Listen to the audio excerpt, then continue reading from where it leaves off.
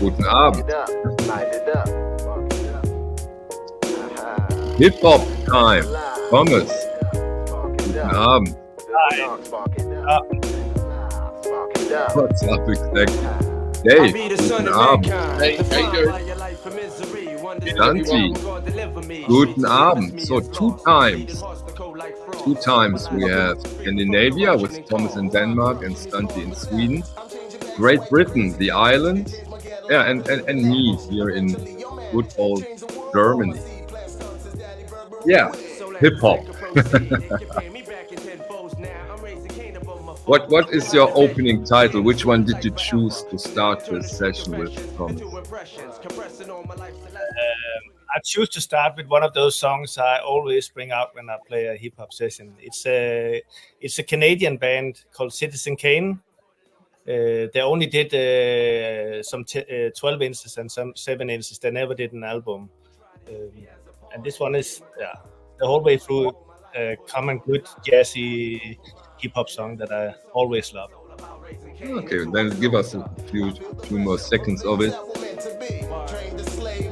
Through the centuries, you figured eventually we'd all become extinct. But what y'all think now? When we making cash, still in ink. Michael, do you know what style of hip hop that is?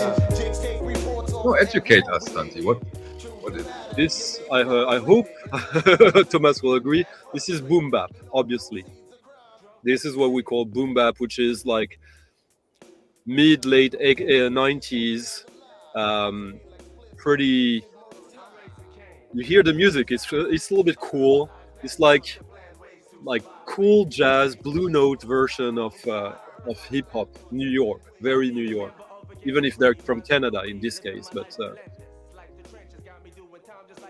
you're certainly right. It's from 1997. Yeah, so it's late 90s.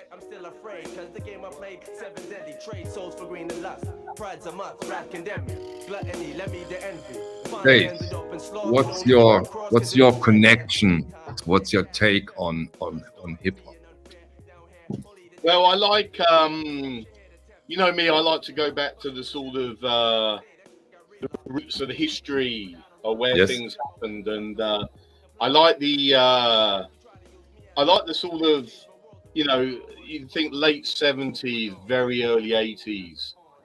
You know, you have the Sugar Hill Gang, you have Grandmaster Flash, you have DJs getting decks and mixing 2 records together for the first time, and then using that, and then mixing it, scratching it, and then other MCs doing vocals over the top, and then also the combination of the electro scene and the advent of the early drum machines, of which I've got quite a nice example next to me here, which is an original Roland TR-808, which is a legend in the drum machine world. You know, and all these things came together to kickstart. Is yours still working, Dave? Yeah, the drum? Wonderful. Back then they made machines to last, not like now. Yeah. You know, back then machines were made by engineers. Now they're made by accountants. That's my little thing. But, there's failures built into everything these days. Back then it wasn't. So but anyway, it's this whole amalgamation of worlds that collided, and the result of that was what this stream is about. You know, which is this whole amazing world of hip hop and rap. So yeah, right, exactly. And then I have in that regard, I have a question for Santi, because he's probably the perfect one to answer that question. Santi, some people still think that we are part of the so-called BC. Why is hip hop not covered there in a way at all? Why is it so under the radar? And is it a generational question, or what do you think it is? 2 things: demographics, as you say, generation, and also I would say that the VC thing, it's something from the past like 10-15 years. The past 10-15 years, it's a bit strange because hip hop is not like music that is like alternative anymore. So either you're into the old school stuff and you're still a bit young for it to be very visible for the mainstream, or the hip hop is so mainstream now that there's not really any incentive to showcase it, like ego or whatever. Or if it's underground, I guess the underground hip hop of today is not necessarily the most exciting underground music that is going on right now. I still buy some new, really incredible new propositions, but there's not really much hype around them. So there's not really an incentive to share that with much people. That's my take. I like that. Look, Breakfast and King Lloyd. Too many old white dudes talking about it's really kind of set that. Breakfast King of Loyola. Yeah, right. Exactly. Yeah, but we are all the white dudes. Yeah, we are. No doubt about it. You're right. Even if that's the important thing, Dave, is that very much so. Yeah, you're right. Like we are talking about hip hop because we can, because we love it, because we have lots of records, and yet for a lot of people it might be a little bit surprising. Because why? Because we don't often talk about it. Exactly. We have made a peer pressure, maybe choice of like, okay, this is not going to be the priority of what I'm talking about. Yeah, it's a very good point. Which is on us. Yeah. Thomas, when did you get into hip hop? Was it always on your want list, or does it come later that you got into it, or how was it with you and hip hop? I started to DJ in 1979, and that was the year that the hip hop started with the Sugar Hill Gang. Yeah. So that's why I learned, but I learned the most obvious song like Rapper's Delight and the Matches and all those, and they were huge hits wherever you played those. That's true. But it's not until the last 5-10 years that I looked into get like more of the rare stuff of that time, the ones that didn't get into a hit, that was made in a few 100 copies or 1,000 copies. And then, right. Sorry. Yeah, and during the time I collected like the most obvious of the best albums. So I have a collection, a really good collection of hip hop that was out there. But there's so much coming out, and there's so much on small labels that it's exactly. You have to be into hip hop to know everything about it. Dave, your first take on hip hop, as you are the historical guy, as you said yourself. How was your first contact with it? When I was prepping for this stream, I went into the vault, and I looked and I found one of the very first records I ever bought. Yeah. Now, just to give some context, look. Tour de France. Now, this gives some. I like to go back to foundations of things, and obviously, my Thomas is right. You go Sugar Hill Gang, 1979. This is obviously a bit later. This is like 83. But for me, of my age, it's that early 80s period where you had break dance. Yeah, this. Now, break dance. Yeah. Now, it was this early scene where it was the sort of, it's where disco collided with the drum machines, everything going on, and then vocals, and this has got a bit of rap on it, and so it kind of, for my era, it was kind of that whole electro stuff that got us into this early scene, and then obviously, as Thomas mentions, we have the Sugar Hill Gang, and then Sugar Hill Records, which I'll show you. I've got some examples. Here we go. We've got like well, look, here we go. See, Thomas is playing. So we have the message. This. Yeah, of course, we all remember this one, right? It was huge. Yeah, and then obviously Thomas is playing. We have, and this is the one on Sugar Hill, but I know there's an earlier one. But look, Rapper's Delight. We should listen to this, the long version. 1979, Very But Dave, important. just now, I'm very slow to this evening, as it looks like. The very first record you ever bought was Kraftwerk Tour de France? Yeah, that I bought that when it came out. I love it. I That's bought that splendid. I was 9 years old, Michael, and I went to the record shop and bought that. That, hey, Michael, for us, that means we're friends for life, yeah? In a way that connects us forever. Look, my first ever record was Kraftwerk, yeah, that I ever bought. And this is the That's copy. great. This copy is the one I bought, yeah? Oh, that's wonderful. And it's still in an amazing shape. That also tells us a I lot. started off in the right way, yeah? Looking after it. You went downhill from there. No, you are not. Slowly but surely. Maybe we should do that. Show the first hip hop record each of us bought. That could be fun. Yeah. You have yours with you? Yeah, actually, mine is a kind of similar to Dave in a way. Let me see. I just saw it here. Yeah, and it's similar to Dave in the concept that how it relates to you, Michael. For me, it was this. Oh, Houdini. Yes, that's brilliant. Their second album, recorded in Germany, produced by Connie Plank. With Connie Plank, I just want to say Connie Plank. Yeah. who actually did some writing, some producing, not just producing, but like he played keyboards and stuff like that. And yeah, there's the single with the extended version of Nasty Lady, which is just incredible funk, electro funk, but hip hop. There's also the track The Rap Machine and The Haunted House of Rock with the vocoder. That was, for me, I was in the second-hand shop. It was cheap, and I thought I had no idea about Connie Plank or anything like. But I tested it, and it stayed for almost 30 years now. Yeah, 30 years. Okay, give us some tunes. Put it a little bit up. I think we can risk it. Yeah, we can hear it. It's important. I said, bam, I ride it out of your seat, then you throw your hands high in the air. You rock it to the rhythm, shake it dairy air. You rock it to the beat without a care. With the short shot MCs for the affair. Now I'm not as tall as the rest of the gang, but I rap to the beat just the same. I got a little face and a pair of eyes. All I'm here to do, ladies, is hypnotize. It's important to hear the disco elements in this.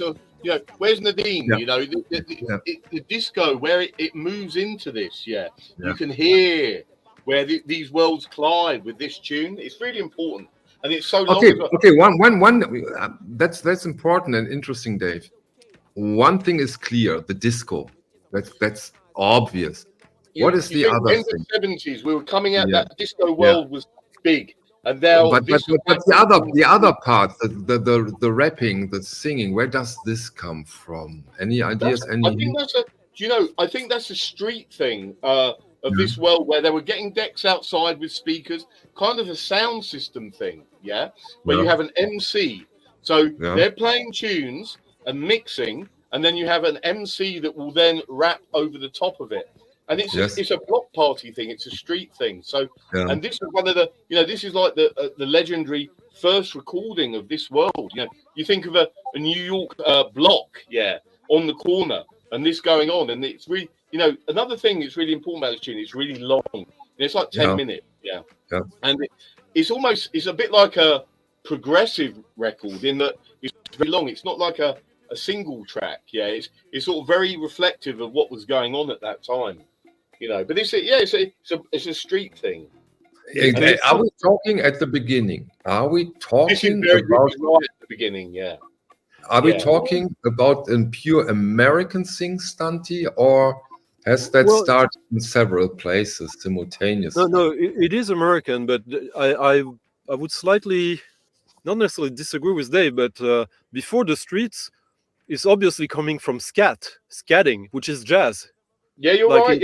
It's it's just in 1981 there's a Don Cherry album recorded in New York where he's basically rapping like, so of course rap already exists, but scat has existed since the 50s. So, and it's black music, and it's been it's the New York thing. So like rap hip hop starts in New York. There's no way around it. It's New York. It's not like in different places. House is from Chicago, techno is from Detroit, hip hop is from New York. Yeah. You agree, Dave? Yeah, Stunty's right. I mean, everything has to come from somewhere.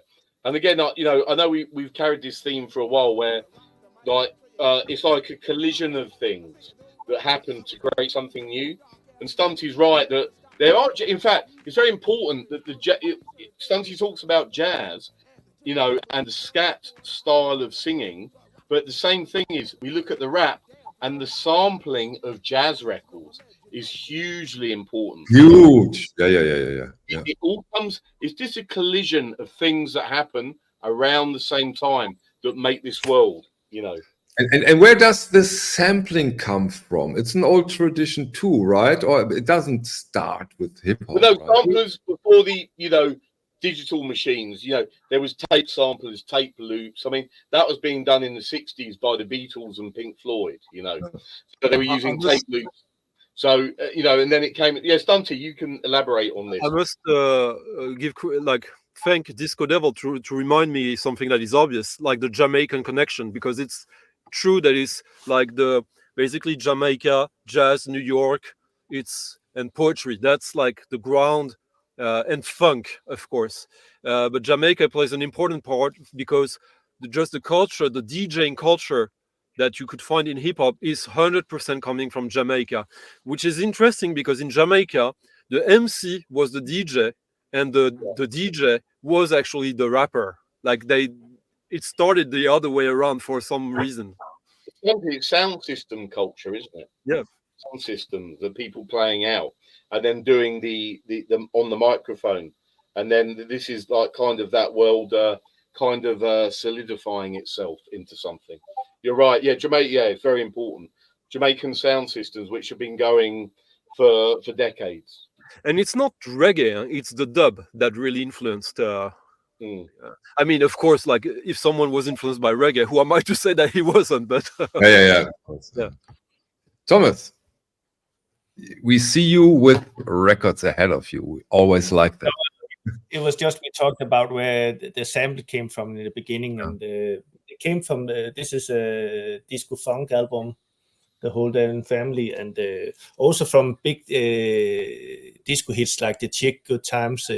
That was where they found the first samplings. And on Blue Note Records, right? So in the beginning there was a lot of from the disco area, and then it went more into the jazz. You have some music for us ready, or shall we? Yeah, I have a track here. It's also old. It's from 1980. It has the same feeling, but it's one of those who didn't become a big hit, and I think it's one of those that are more interesting today to listen to and to if you want to dig deeper into the stuff. Yeah. Hit.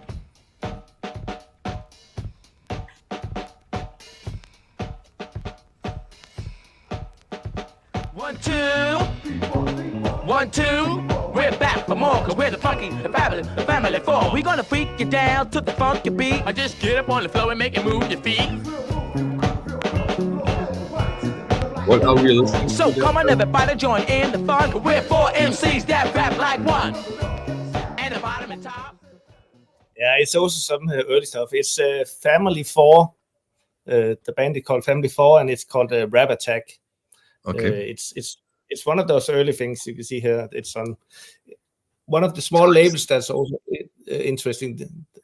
On Tyson, you get disco hits and like this early hip hop things. There's a lot of small labels like this that's really interesting. There's I a like lot the of name, Thomas. I like the name Tyson Records. Yeah, it's very cool, isn't it? It's very, small scale, Rap Attack. It's beautiful. I've never heard that before. Me neither, of course. there's Stunty? it's funny because there's a lot of course, like there's a lot of the names in rap, in early rap were kind of more cryptic than we had in rock, and like four always like Fearless Four, Four, like there's like they were kind of like trying to also in the early days like to kind of model language to their own needs more than you'd ever had in rock. And it's not just because of the rapping, but also the whole imagery, of course. And also the words, the lyrics itself, they really play a huge role when it comes to hip hop, right? And one thing also is that, like, if you listen to the song that Thomas just played, just the sense of fun. Like, I'm sure Dave knows that. Watch the Closing Doors, and Thomas must know it as well. It's like a DJ classic, New York thing, and it's a really fun track. It's like, it's fun in a way that, when people say, "Oh, but the Stooges, it's fun music." Yes, and this too in a completely different way, because it's also like kind of early, like, as it's from New York, a lot of early rap is like geography. It's like telling us about where they live, how they move around. Like there's all these kind of senses that you learn about the geography of their place. It's very important in rap usually. Stunty, like, play a little bit of it, because you also have the possibility to it. Give us something. Like early rap, it's very seldom that you have something overly like sexy. Yeah, it's more about like community and stuff, but not in a conscious way.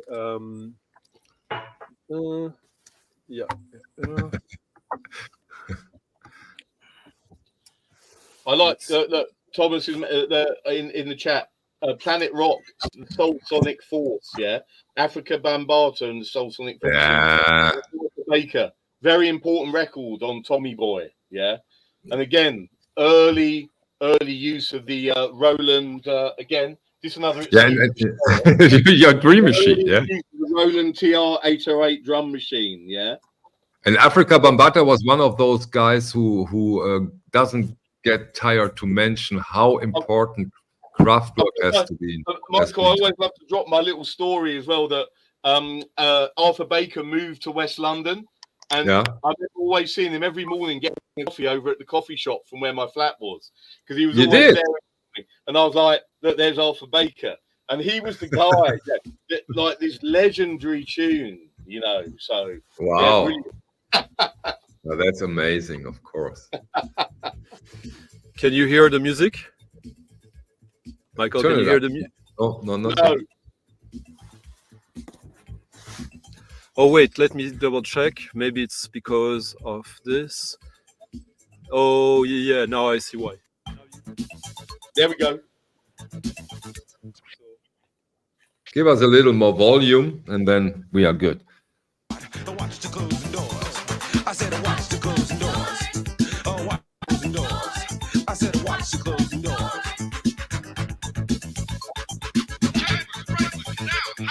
Chinatown, it grows. Where all the boys go. I said, watch the closing doors. And watch the closing doors. Yeah, I know that song. I give the lady some room, but she's too overdue. St. Vincent says she has some time.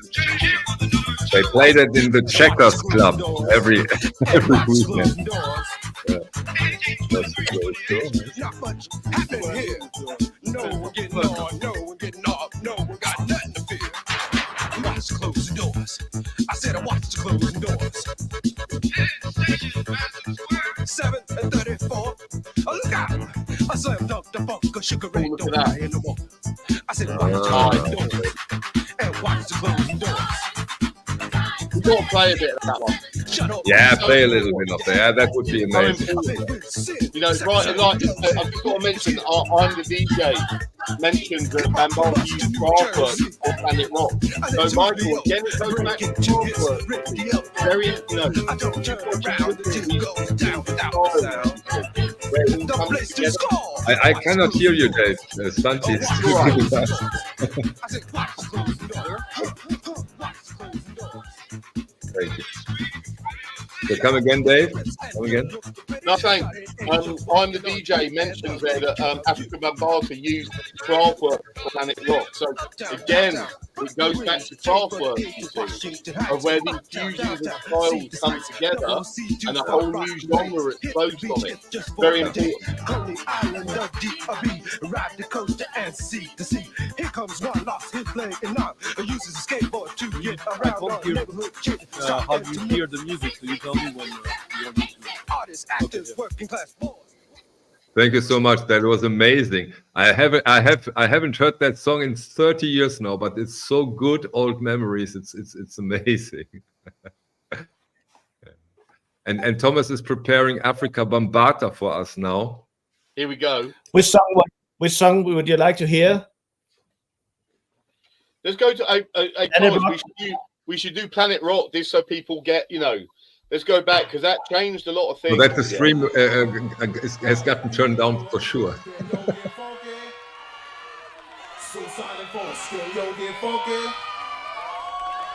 When you hit the roll of the R808 drum machine system, then you realise where we are.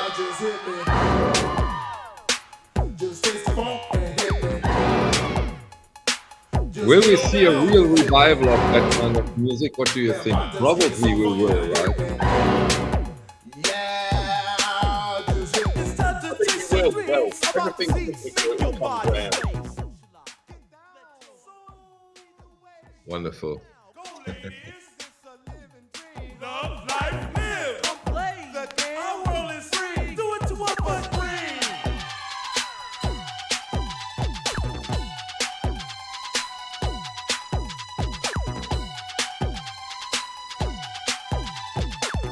You hear the Kraftwerk, right?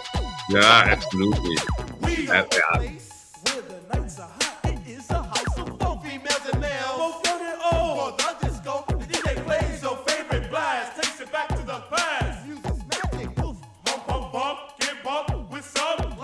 Yeah, for sure. Yeah. Dave, British hip hop. When did that came to be? Has there been something like British hip hop? You know, and who is it? Michael, you know, I've got to say, you know, it's interesting. I look at the British hip hop scene, but a little bit like the way we look at the British jazz scene, the American jazz scene. We have the British hip hop scene.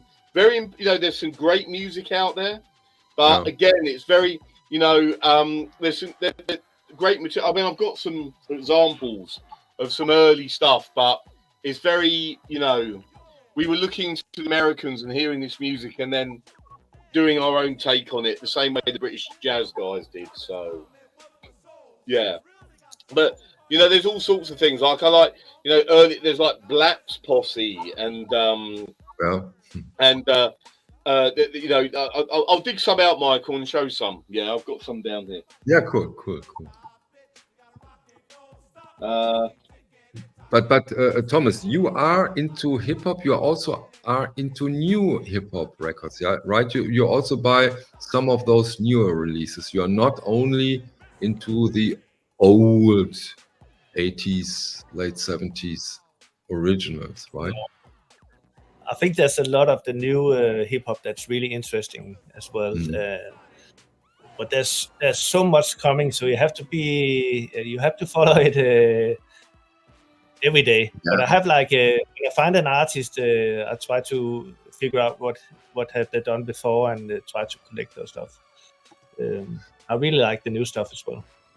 I'm the DJ. Beast Electro Hip Hop Samplers came from UK, called Street Sounds Electro. So he is recommending those samplers. And I think, again, when it comes to this kind of music, samplers might be a good entry point, right? If you want to get into it, a sampler.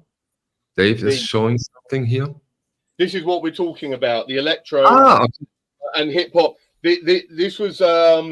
a great Street Sounds label was a brilliant label. They did these compilations, right? So I've got 3 and 4 here, originals, and they also did these hip hop compilations. You see, and these were very important at the time.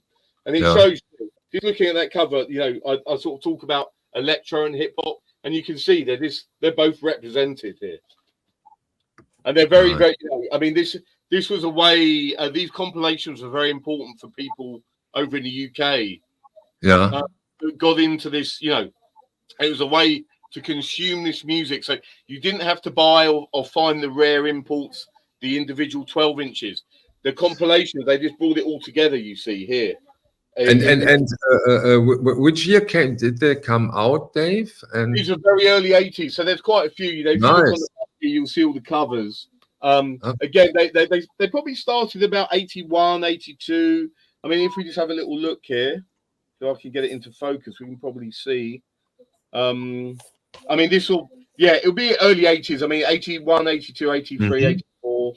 But yeah, great. They did a box set as well. There's actually a box set you can get, which is quite rare, where they compiled about 10 of them together. So yeah, really, really cool. Nice. Thanks for sharing. Thomas, are we ready for another tune? Yeah. I'll play some old stuff as well. One of the songs that I really like myself. It's D-Smooth. Take a listen.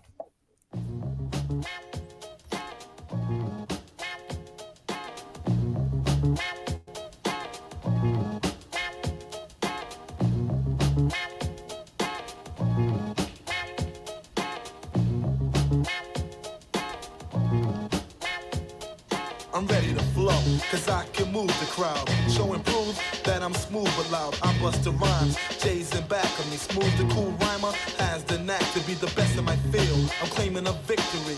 You're the king, that don't mean shit to me. I'm holding my own, been around for a long time. Choose to be smooth, but still bust a strong rhyme. Standing room only when it's time to perform. Setting correct and strong as a storm. You get the picture, I pose and you take it. Pass it to the ones who don't want me to make it. But I made it, weak rappers faded. I'm setting effect and red alert played it. I'll keep you around and stepped on like a cockroach. Nice. The name's D, you'll think I'm your soccer coach. I'm on the right angle, you know I'm heading right. Yeah, it's also I think one of those tracks. It's not never been a big hit, but it's one that always is a success when you play it out.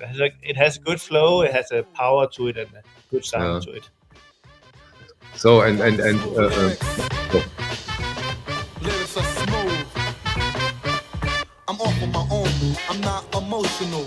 I do a show for dough or promotional. Bust a few steps with my dances, wax the set. Ask my foes, they ain't taxed us yet. Let's do this. I'm down to do it. Like your boy's head, I take credit. I flew it. I'm off to the races, and I'm out to slay. There's no questions. I just doubt. And I talked about the small labels before. I will just show you some of the labels that is really interesting for the early hip hop. Golden Flamingo has some really nice hip hop.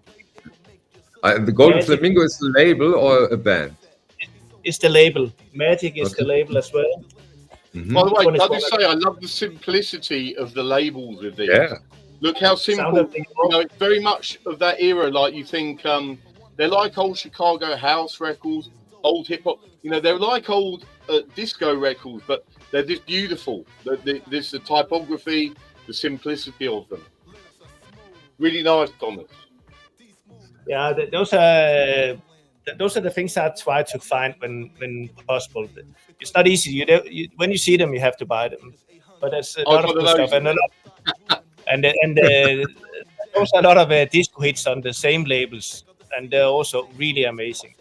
There's some of the best disco tracks that I have is on those labels. Wow. If you find those, Thomas, where did you find those? Can you say that, or is it pure luck and totally random? It's a little random, but in Copenhagen there's some really good small shops.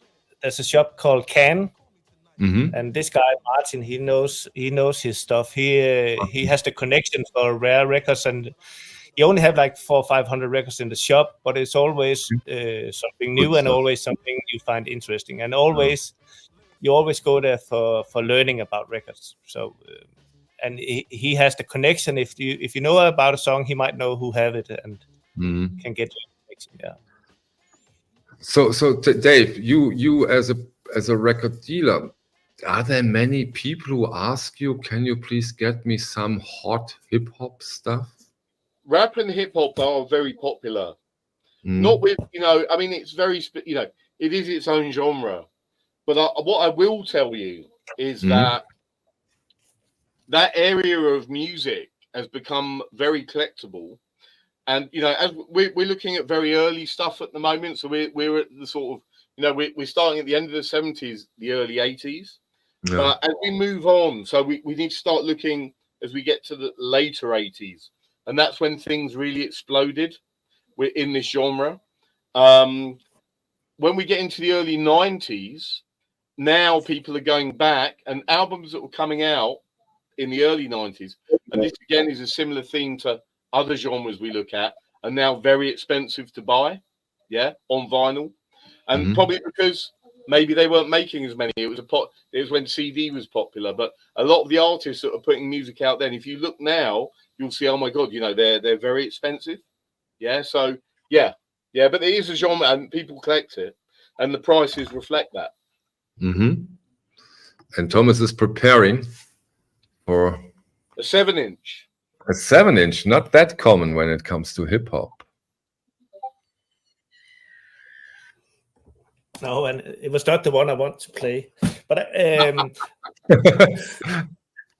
I can play something else. It's interesting because I think the Danish hip hop scene is not that interesting because mostly it's rapped in Danish. But I think the French scene has a huge amount of really good records.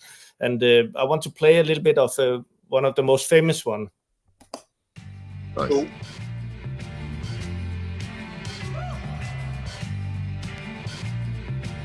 Give it a little more volume. Yeah. Nice.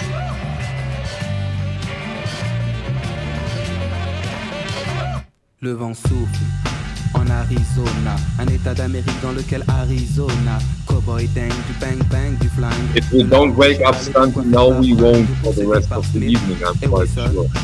Colt, Beringer, Winchester et Remington, il erre dans les plaines, fier, solitaire. Son cheval est son partenaire. Parfois, il rencontre des Indiens, mais la rue vers l'or est son seul dessin. Sa vie suit un cours que l'on connaît par cœur. La rivière s'en tandis que John Wayne est looké à la Lucky Luke, propre comme un archiduc. Oncle Sam me doute, Hollywood nous berne, Hollywood berne. Dans la vie de tous les jours comme dans les nouveaux westerns.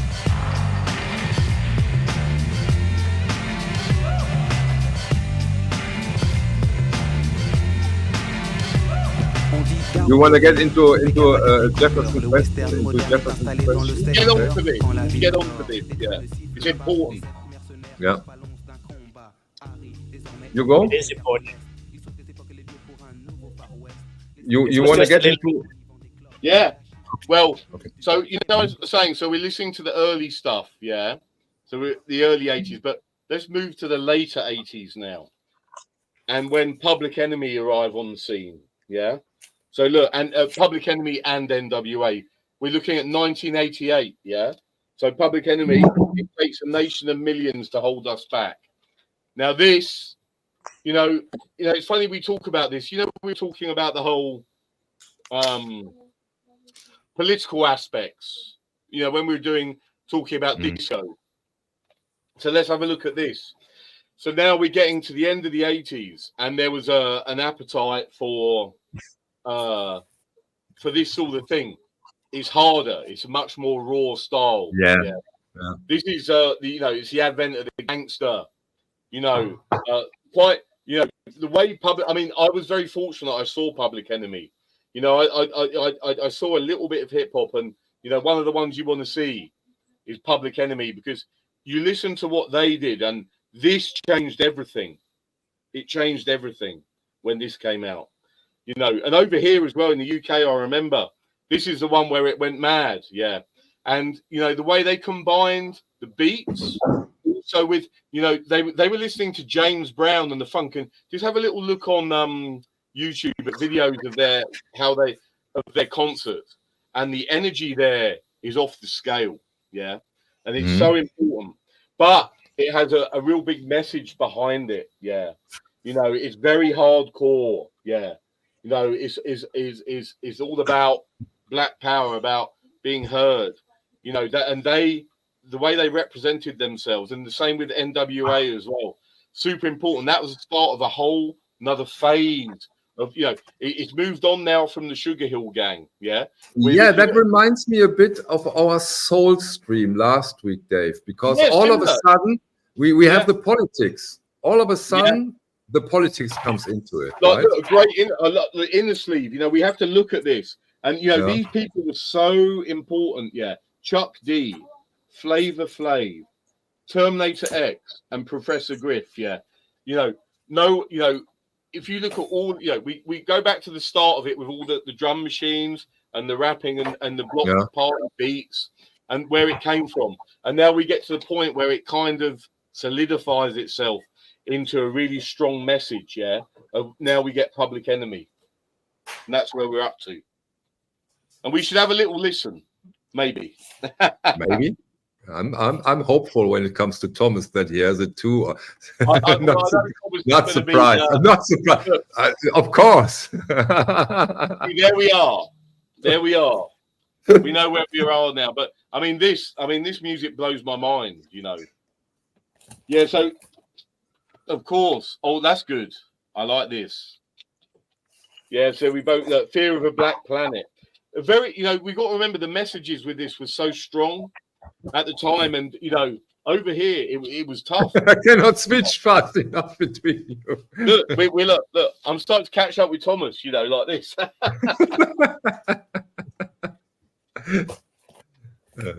Can we get into it a little bit, Thomas? Can you play us a tune? Nice. Yeah. Just give me a moment. Of course.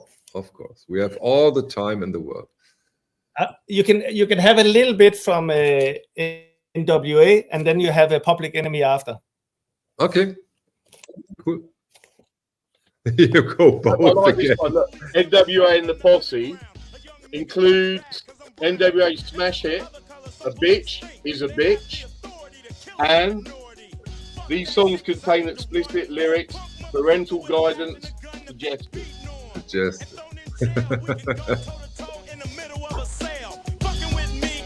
Dr. Dre. With a little bit of gold and a pager, searching my car, looking for the product. You have this angry approach, right? I really do like that. Rolling in a benzo, beat the police out of shape, and when I finish, bring the yellow tape to tape off the scene of the slaughter. Still getting swole up bread and water. I don't know if they bags or what. Search a nigga down and grabbing his nuts, and on the other hand, without a gun, they can't get none. Yeah, very important comment. It's where it all came, and it solidified the whole direction of this music. The same way, we remember in the disco stream, we were looking at Gil Scott Heron. The way that suddenly the message was strong. Not be televised. Yeah. So important. Give us a little more volume if possible, Thomas. Here's what I want you all to do for me. Bang! Caught you looking for the same thing. It's a new thing. Check out this I bring. The roll below the level, cause I'm living low next to the base. Come on! Turn up the radio. No, it wasn't. But we didn't take it that seriously because in Germany they have to the enemy could be the French guardian. I'm not a hooligan. I rock the party and clear all the madness. I'm not a racist. Preach to teach the Cause some they never had this. Number one, never wanna run about the gun. I wasn't licensed to have one. The minute they see me, fear me. I'm the epitome. They were not happy about this here, the UK government. They weren't, right? They weren't. This was not like at all. Not it's at probably all. like the rock and roll, the devil's music, when Elvis was about. It's the same thing. It all comes round again, And I also can imagine that the Queen wasn't that amused, right? Well, she probably had a little.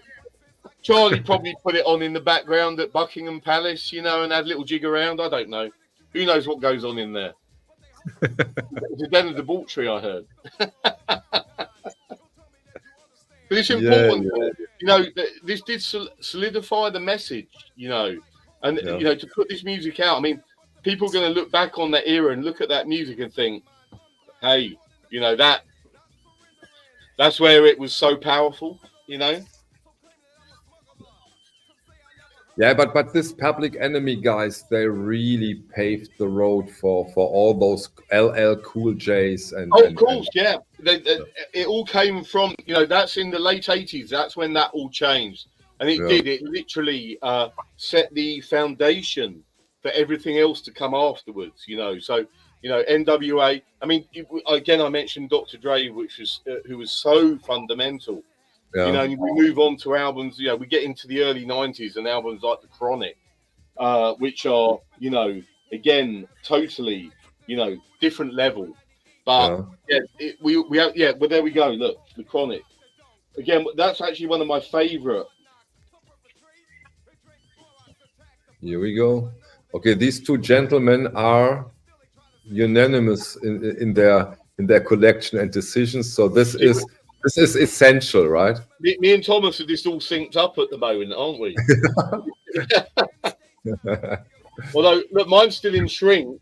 Maybe Nadine wouldn't agree with that. You're meant to remove it, but I like to keep it on. Controversial.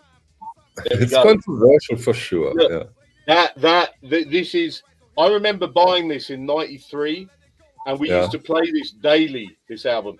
This is the beats that are constructed on this was so advanced that it was just a different. No one had ever heard anything like it. So important. So okay. When you can you get a little deeper, Dave? When you say this advanced, what's so advanced about it? Can you put that into words? You know, it's where it. If you hear some of the beats that are constructed on this, it's where kind of it gets to a level where you're going, this is amazing. You know, you hear Snoop Doggy Dogg for the first time. You know, this is like the advent of, look, you've got here Snoop Dogg, the DOC, Corrupt. Yeah. You know, it's amazing. This is like, you know, Death Row Records. Yeah. You know, this is the thing that this changed the world. This album, it really did. It really did. I think Thomas has prepared something for us. Okay. Here we go. You can have it. Just here. Ready to make an entrance, so back on up. Cause you know we're about to rip shit up. Give me the microphone first so I can bust like a bubble. Compton and Long Beach together, now you know you in trouble. Ain't nothing but a G thing, baby. We might not play too much of this. Yeah, we have to be very, very, very careful with those. Yeah. I was going to say the same about NWA. yeah.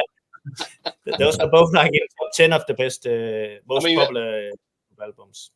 That's probably about as popular as we've got on here. You know, worldwide popularity. I mean, they had all the music videos. You know, with the cars, with the you know, we had the suspension bouncing. That reminds me of that. You know, crazy.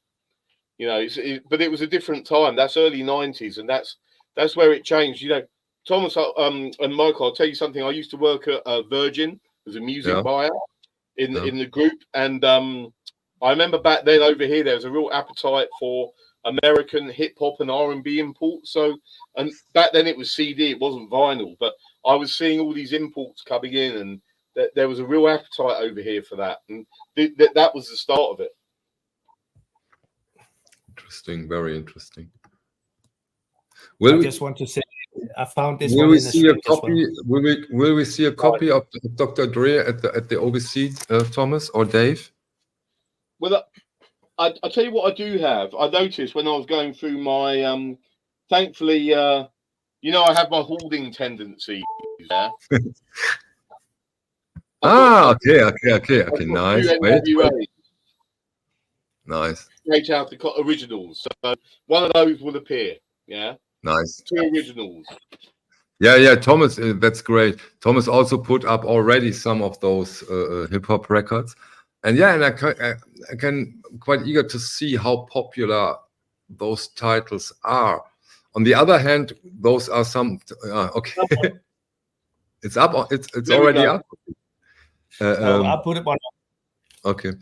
They are million sellers, but as I said at the beginning with Stunty, and you also can see that here on the stream, we have way less viewers than usual. But in a way, it's not surprising because this hip hop thing is not well covered in our group of vinyl collectors, audiophiles, original collectors. But I can imagine that changes over the generations, and that maybe this Dr. Dre is the Nevermind of the day after tomorrow, right? You're kind of right, Michael. You know, and we're looking at that early 90s period where vinyl was Exactly. kind of to be dying. Yeah. So, and that's why, you know, and I noticed Justin mentioned that, you know, Justin Peters in the comments mentioned that a lot of those rap albums now that were $20-30 are now $200-300. He's exactly right. And it's because they didn't make many. You can't get them easily. And the thing is, people want to consume that music on vinyl now. Yeah. So it's, in fact, just another one I want to raise while we're on this subject. Mm-hmm. One that's very close to my heart, Gangstar, Step Into the Arena, which I have too as well. Gangstar, DJ Premier and Guru, you know. Nice. I saw another one that I was very lucky in the early 90s. I went to see live in London because, you know, unfortunately Guru passed away, but these guys were innovators of this scene, absolute innovators. So super, super important. Yeah. Can you again get a little bit deeper? What was so new? What was so different? They were doing stuff that similar to the way Dr. Dre was. Yeah. They were mixing in the jazz. Mm-hmm. Jazz, you know, we go back to the whole jazz world. They were mixing in jazz samples with very advanced lyrics. You know what they were doing, and DJ Premier, the way he was constructing the beats and mixing, it was just you know, it was amazing. Yeah, so they were seen as pioneers. You know, they were East Coast, but they were seen as pioneers of the genre. The same way as Dr. Dre was seen as pioneer. Same way as NWA, and then there we go. Look, there, Gangstar. I mean, it's so important. So important in this world that we live. Yeah, and Dave, maybe because I cannot, maybe you can. What is it with this East Coast and West Coast when it comes to this? People died for it, right? Yeah, you had there was all this, you know. I mean, look, I don't know. You can read about this on the internet. Yeah. I mean, this was legendary at the time. This is the time I was a music bar, and I remember, you know, so you had sort of Puff Daddy, and then you had the Tupac, and then Notorious B.I.G. and all this world. And I remember I was buying the CD imports of these, and you know, there was this sort of beef situation between everyone. Beef situation. Yeah, we call it beef over here in the UK. I get it. Well, unfortunately, people get shot in this world, don't they? And you know, you just need to go on to online and look up the documentaries. It's already been very well documented. But yeah, hey. But I think when I say now, you agree with me. I say something you say quite often. This has been a little bit mental, right? But we have now Thomas Busk Arm of Records. Look at that. Is that signed? Is that signed by Guru? That's actually their first record as well. And it's signed. Wow. I don't know if I can compete with Thomas, but I can have a good go. At least I've got that one. Look. And then I can do that as well. Look. We're in sync.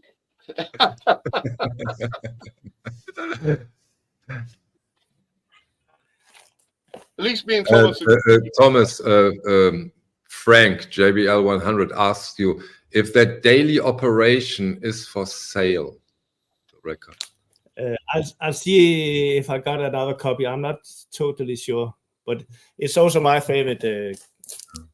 Yeah, because Frank, as always, we put up records at a daily basis. Of course, when we do streams about hip hop, the hip hop will be a big part of it. And please be so kind and just look every now and then. We put up record after record, as I said, almost on a daily basis now. Look, Thomas has got a complete collection of Gangstar. It's amazing. It looks like it. Are you surprised? Are you really surprised, Dave? No, you're not really. I like it though. They're nice to look at. And just another thing on Gangstar, because Guru went on to do the whole Jazzmatazz thing, which is a real connection with jazz. And those albums are superb. Jazzmatazz Volume 1 and Volume 2, they're just great. Yeah. And Frank, even for you in the United States, the shipping is for free, so you might like it. Yeah, see, these are this is a brilliant album, Jazzmatazz, and Volume 2. I mean, I remember when I got Volume 2, I listened to it on almost that one. Listened to that on an almost daily basis. It was so good. Yeah, Nice. Yeah. God rest his soul, because he passed away, Guru. But he was the man. He's got plenty. Nice. Yeah, look at all of that. Stunty, welcome back. Yeah, sorry. No problem. Nice to have you back. I have some urgent family issues right now, and I couldn't ignore the call too long. But at least now I can stay till the end. Okay, that's wonderful. Okay, so let's end this. Oh, no, but you guys were showing. I have prepared a bunch of cool covers of stuff that I missed a few things. But no, go on. But or just quickly, it will go back and forth. It doesn't. History. And look through Stunty stuff now, actually. Yeah, well, because history is not always linear. Yeah, and Dave, history is not always linear. You were talking about Sugar Hill Gang.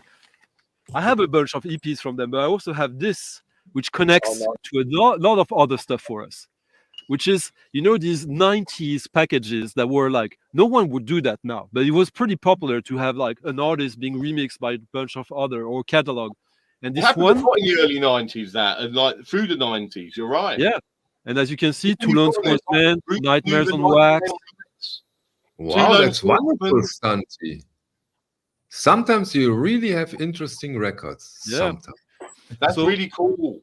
This is just an example to see how one of the many bridges we can build with hip-hop, that how hip-hop does enter our lives and how we can find an angle.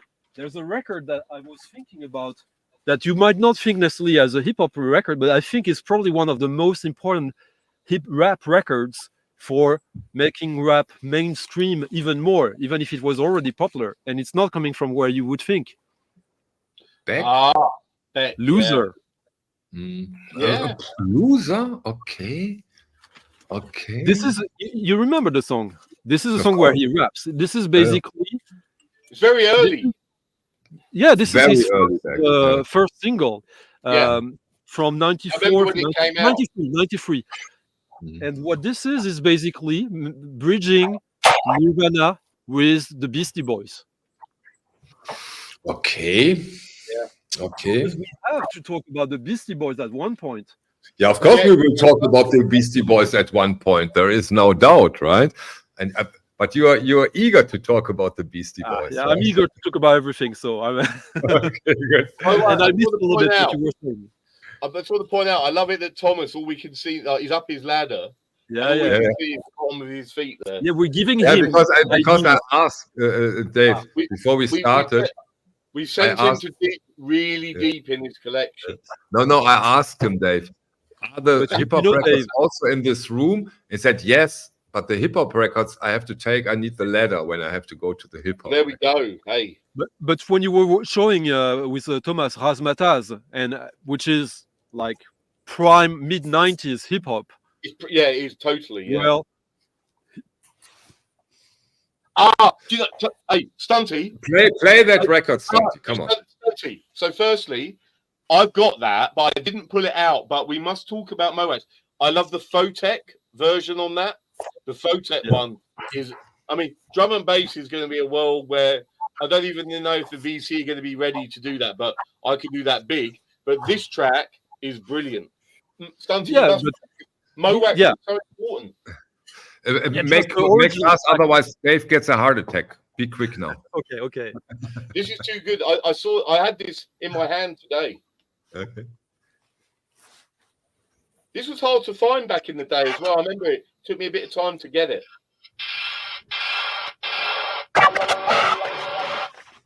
Yeah, the Photech one.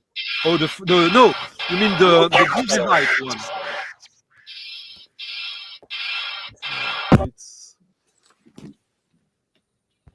There you Thomas, what are we doing here, huh?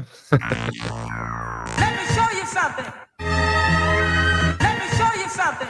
And what's important with that record is it's well, when this came out, people who didn't like hip hop had a hip hop record, a real hip hop record they could love. That was probably like the best example of that kind of. It was such a big crossover when it was released. Everyone loved it. Everyone. James Lavelle of Mowax was brilliant at bringing that together, like Uncle, and we had DJ Shadow. I'm going to shut up because you need to listen. It is very important. It brings it together. The main thing there is that the rapper there. Take your microphone, please, Tanti. Yeah. Sorry, it's the rapper here. Is I have prepared the records. I think is yeah. Now you hear him. Oh my God. Where are they?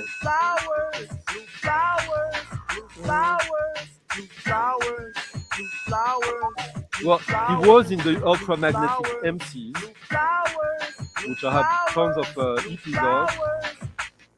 Yeah. And what a label, huh?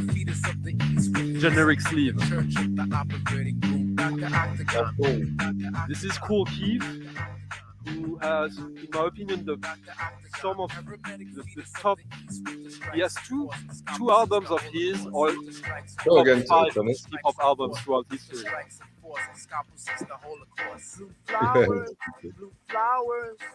So not only fans when it comes to this song, but blue flowers.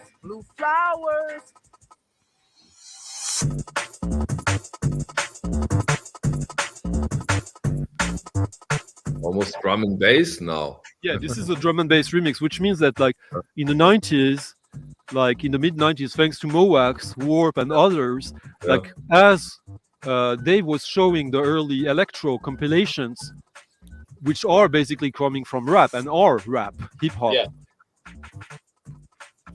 Between that and Aphex Twin, it's almost the same. So it was only normal that at one point, the more forward-thinking rappers, even like Cool Keith here, he is like one of the most beloved rappers ever, and he embraced that. He had no problem. Like, it's just it was cool to see how far it could go. Like I have prepared a bunch of like crossover, like hip hop records, like from the Wu-Tang remixed by the Chemical Brothers and stuff like that are more hip hop than this. This is drum and bass, as Dave said. I wanted to play the original song on it, but because it's just such a beautiful song. But there we go. Like, but this is a prime example where these scenes were just totally colliding, but willingly so. Do you know what I mean? It wasn't like they didn't. This is what was happening, and it was like a natural thing that all these styles of music were coming together, and it allowed people that were maybe fans of a particular, they were just being opened up to things that they wouldn't necessarily be listening to. So it's very important that, it just provides an example of that. Thomas, did you also prepare something for us to listen to? I play a track that I always play as well. It's one of those from the old bands. oh, shimmy, shimmy, shimmy. Oh, baby, I like it raw. Yeah, baby, I like it raw. Oh, baby, I like it raw. Yeah, baby, I like it raw. Shimmy, shimmy, y'all, shimmy, yam, shimmy, yeah. Give me the mic so I can take it away. Off on the natural charge, bon voyage. Yeah, from the home of the Dodger Brooklyn. Nice one. Wu-Tang killer, hubby's on the swarm. Rain on your college ass. I think it has a good energy that That's for sure. I remember when this album came out, I think my son was 13. And my 13-year-old son at the time, he put me into this record. I remember that. And Papa, you have to listen to this. This is really, really cool. And then I said, I don't know. Are you sure? Yeah, I'm totally sure. I'm totally sure. And he was right.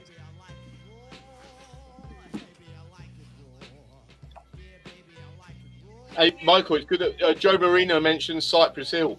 And again, I think it's important to raise them because there's that whole scene around them where, you know, it was the whole stoner scene, you know, people smoking big Philly blunts.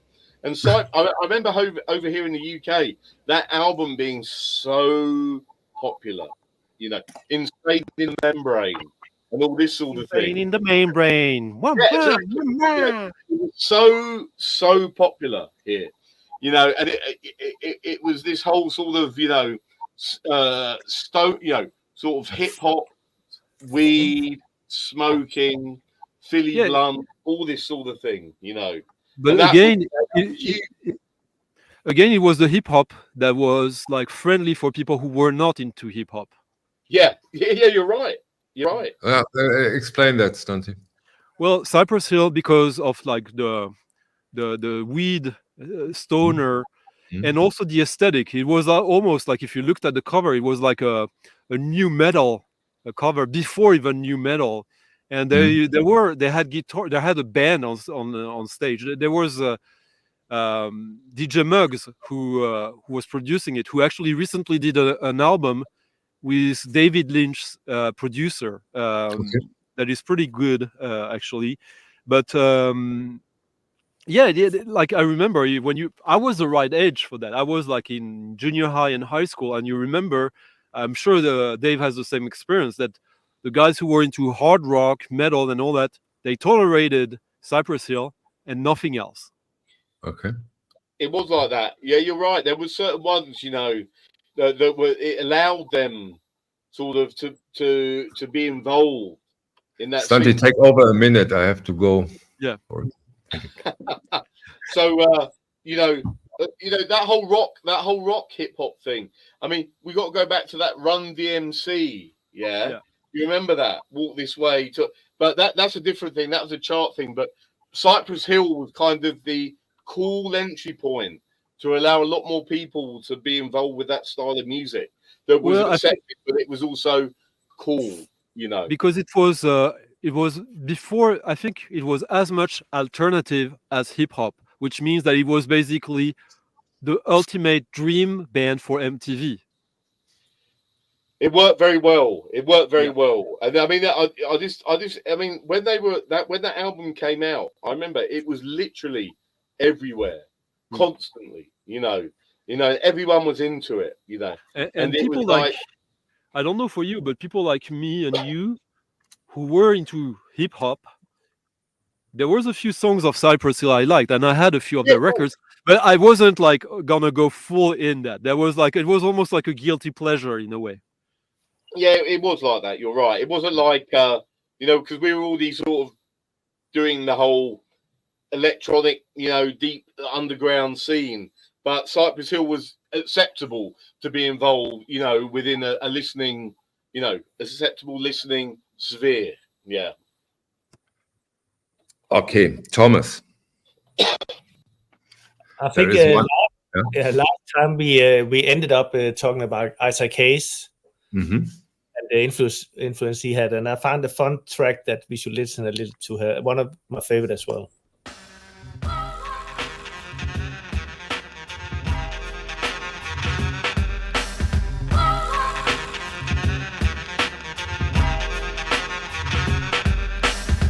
I got another gang story to tell, Pete, about how a black nigga was born in hell. And right then and there, it's no hope, cause a nigga can't escape the gangs and the dope. Damn, and when it's black on black, that makes it shitty. Can't survive in the Compton city. And food last bit, cause when you grow up in the hood, you got to claim the set. Chia, it's not that you want to, but you have to. Don't be your mark, cause niggas might laugh you straight off the motherfucking block. They do a busters, so they asses get clocked. Gee, who gives a fuck about another? Only got nice one. You know, I've got to mention, it's interesting listening to this because of looking at that early. It's quite hardcore. But now in the UK, to point out, we have grime music and drill music, yeah. And drill is all very gangster, street, drug gang driven, talking about killing each other. And it's a very hardcore scene over here, and it is very popular, yeah. And it very starts popular. there, Dave. Go on. And grime starts there. Oh, look at that. Look, gunshot. Children of a dying breed, yeah. It's very Final cool. Solution. Looks quite tough, Santi.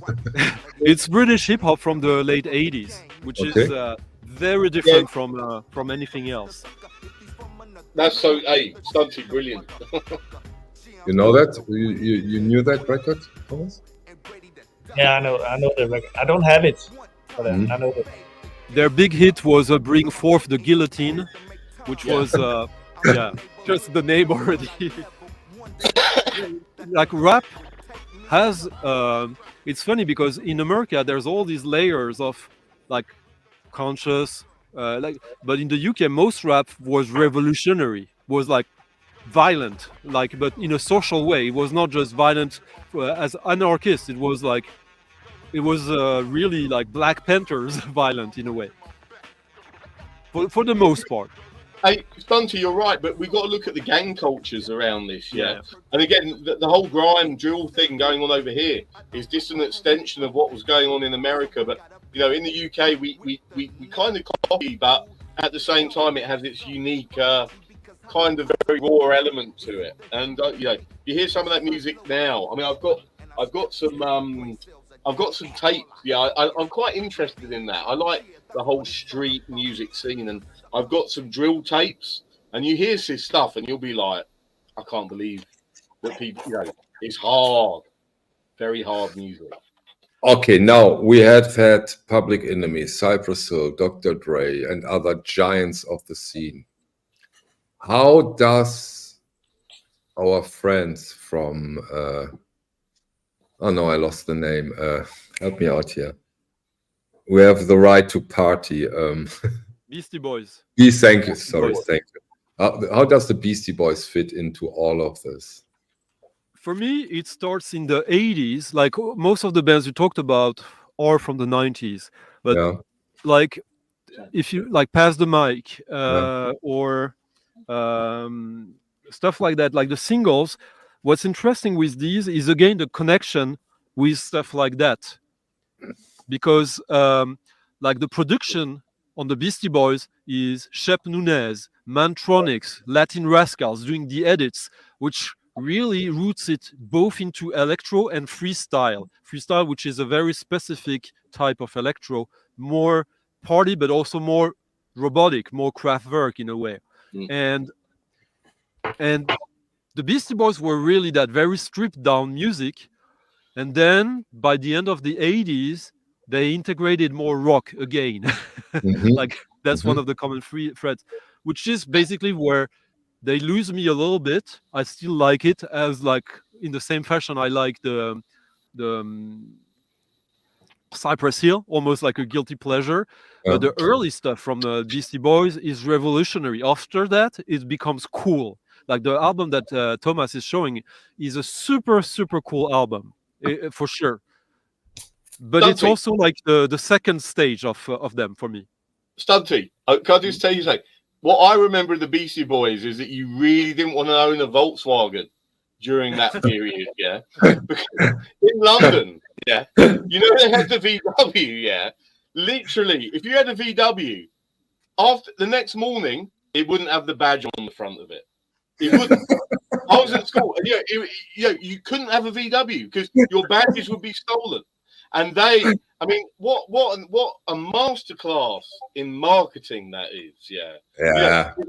I mean, it's a beautiful thing, So yeah, I mean, they took it, but the thing is, they did have integrity because if you think about the whole Paul's Boutique thing with the clothing, the design, I did like that whole sort of fashion element as well. Wonderful album. Look, Thomas just sums it up just there. Yeah. Look at that cover. Look at the cover. Yeah. When you fold it up, it's unbelievable, isn't it? Yeah. And we are not talking about a triple album. We're talking about a single disc album. It's wow. That's just a beautiful cover. It is. Yeah. Look at this. Wow. Yeah, great concept. Yeah. But that's almost like beyond because this cover, of course, when you know it's the Beastie Boys, you can relate to them. But let's say if Led Zeppelin had that one, we'd think it's brilliant as well. Yeah, of course, and that's what it reminds me on the Pink Floyd album with the cow.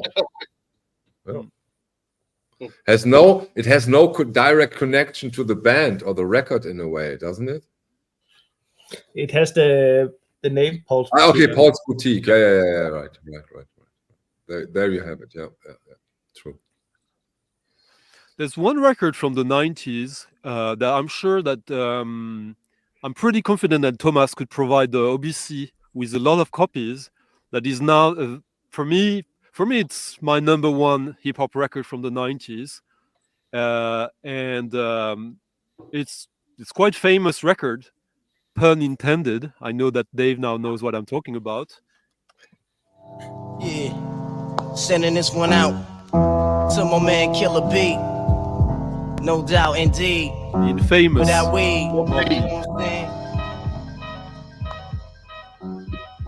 This album is, I guess, goosebumps right now playing this. This is really for me. There's a war going on outside. No man is safe when from. hip hop you could run, but you can't hide forever. We know from these streets that we done took. Like fully, with your like head this down, is a full album that is ain't no such masterwork thing from start to finish with one clear, timeless hit. It's similar to Vietnam.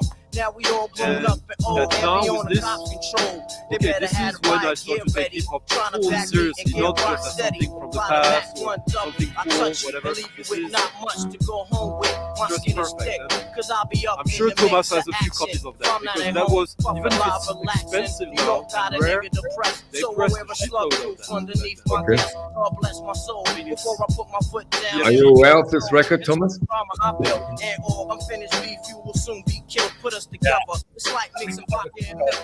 No, you don't need to. No, Stanti already showed it. Oh, look, Thomas is up his ladder again. Yeah.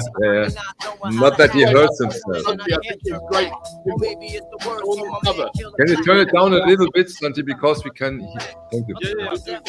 We've now formalized the parental explicit lyrics badge on this, at this time where, it got standardized, which happened across all these albums because of the lyrics. Are quite, hey.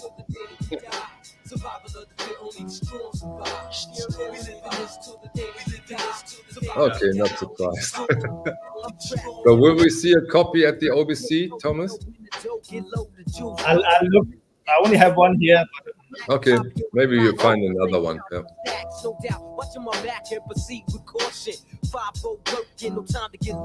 The infamous letter, exactly. So,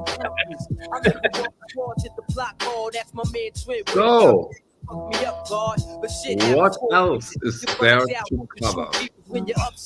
Thomas, you wanna put up something you want to talk about? You want to show to us? Yeah, I have a little fun thing. It's not an old thing, but it's like now people use the hip hop to do youth music. Can you turn it down a little bit more, Stanti? Because thank you so much. Thank you. Come again? Yeah. Now some bands are using the hip hop to make new music from. Yeah. I think one of those I'll play a little bit here, so you can see if you can recognize the song. Yeah.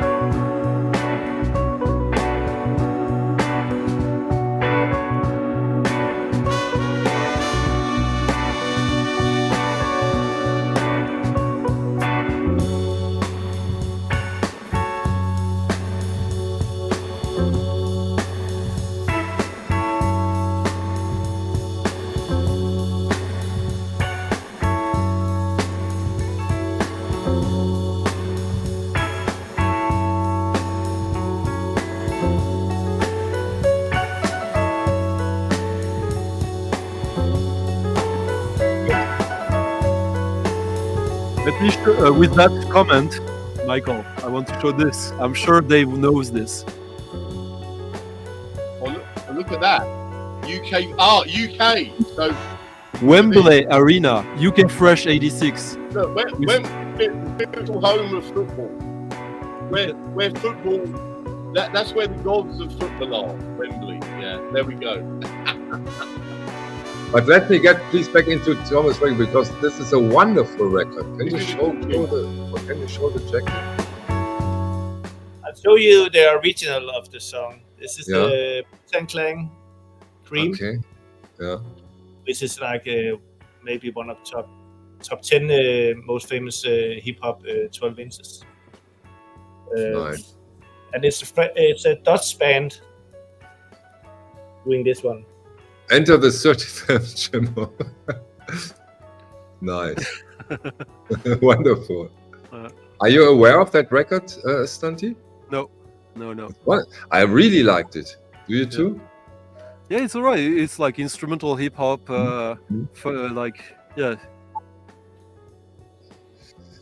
Exactly. I like that take. Where was it? Somebody just mentioned who are the queens, the most important women of hip hop.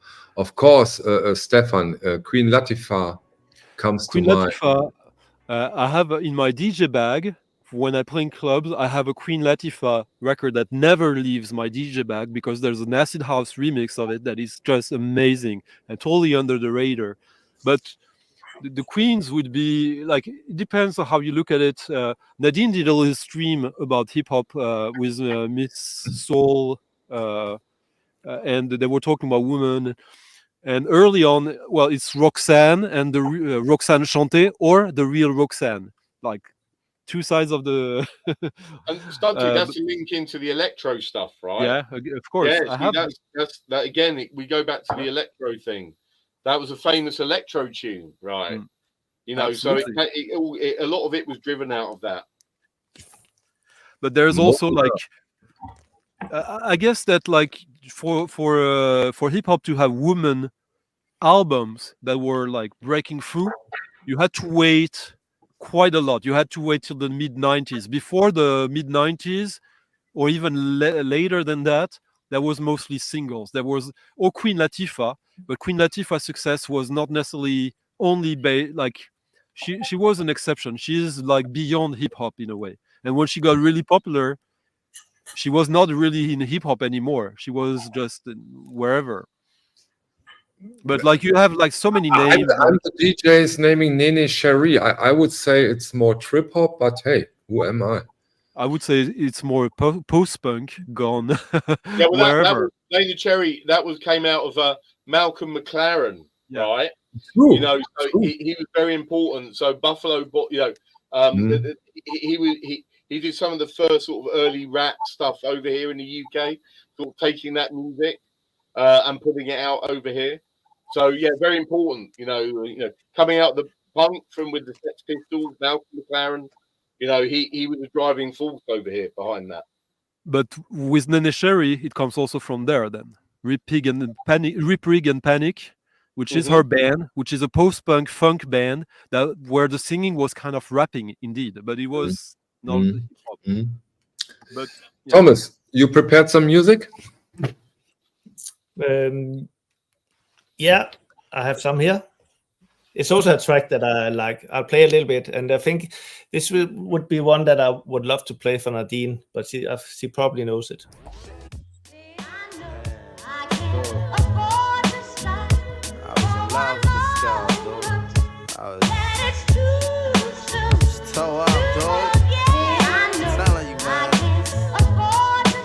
Wow, man. For real. She's from, let me tell you about it. Yo, and she came with the same type game, the type of girl giving out the fake cell phone, the name Big Fame. She like catching big things, jewel ship, money clip, phone flip the 6 range. And seen her on the ass, spotted her more than once. Ass so fat that you can see her from the front. She spot me like paparazzi, shot me a glance, and that Catwoman stands with the fat booty pants. Hot damn, what's your name, love? Where you came from? Neck and wrist laced up, very little makeup. The swims at the Reebok gym, tone your frame up and sugar is life.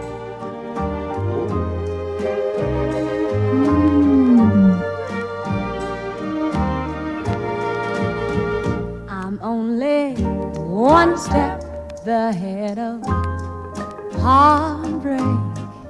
One step ahead of misery. So who is this? LL Cool J? One step is all I have. Yeah, his Mustache. Yeah. And he sampled Aretha Franklin, one of the few Aretha Franklin samplers. It's Nice. quite rare 7-inch that she made. One Yeah, step but ahead of your arms. One kiss away from your sweet lips. I know I can't. Like a sweet track, and yeah. I just thought I wanted to show a few records to see how you guys react to them. Like some stuff that we've already been kind of going close to it, but not really talking about them. Like this cover is one of my favorite cover ever in whole hip hop. No, of course it is. You like the pullover, right? You want to have that pullover. I know you. Yeah. You want to have it. And well, it's the Stetsasonic is the band where Kool Keith started, but we were talking about women, of course. Like I think, Missy Elliott. Missy Elliott is very important, but like also bands that were very, very, very important in the 90s that we kind of forget. Funk Dubious, this album is incredible because it's kind of like Cypress Hill, but more authentic in a way. Like they got like Boston Irish and true hip hop. It's really cool. Something that is interesting also is another connection that we forget. Bill Laswell did do a lot with hip hop. When you think about Material, Material had tracks with rappers, and later on he had this label Axiom, which he produced, and you can see Prince Paul from the 6 Feet and Rising, but De La Soul and others, DJ Qbert. And another band that also was really hip hop, but that was really influential for acid house, the Jungle Brothers. Very important, Stunty. You're right. You know those guys, okay? I didn't. I want to do a couple of covers as well, just I think to sort of sum up the sort of areas we're looking at. So look at this: Grandmaster Flash and the Furious Five. Of course. Right, look, where are we? You see? Yeah, of course. Is it the same that you just showed? Probably, right? See? What a wonderful homage to A.B. Road, huh? Look, and then LL Cool J, but look on that cover. We have the portable hi-fi system taken onto the street, playing out. But wait a second, Dave. Dave, wait a second. Where shall I put my record? Michael, you know they made one that had a record player on. I know. Yeah, this is a tape, but there is one that has a record player on it. Yeah, and a friend of mine has one of those. Yeah, so you can go out into the park with batteries and put your in fact, that they're very expensive now. They're very collectible. Those, yeah. I can imagine. They were driving this. The boom box. Yeah, the boom box. The boom box.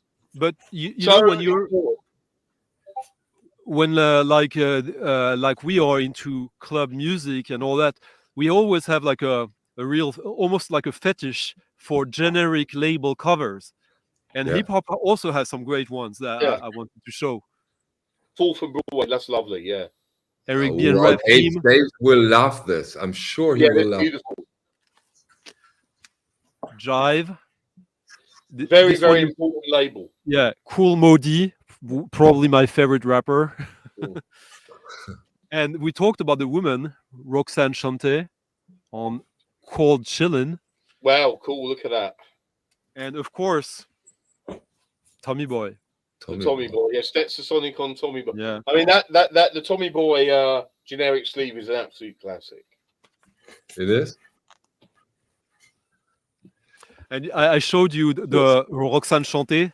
Here is the real Roxanne now, which almost looks like a... What a wonderful jacket. And these kind of jackets you also saw at the time quite often, right? With this comics, splashes. Yeah. I think Thomas has again prepared something for us. No, it's also some of the albums I think it's important. It's that I really loved at that time as well. It's the digital. Oh, nice. They're all really, really good albums. What year are we talking here now?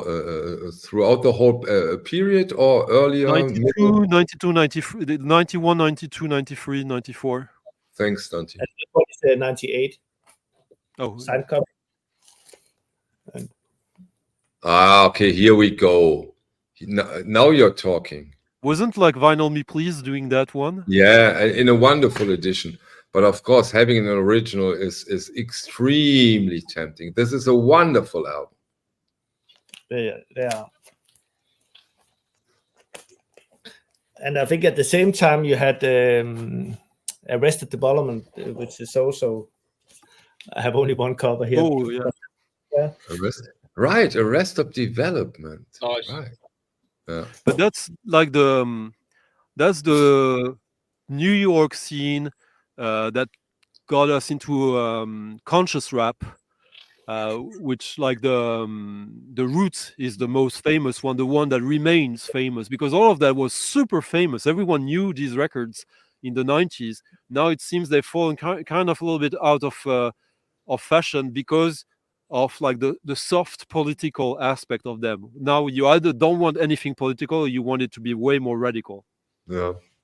Thomas is showing the... Yeah, wait, I do. Yeah. Arrested Development. Can you play something from it? Or is that too... Oh, nice. Cool.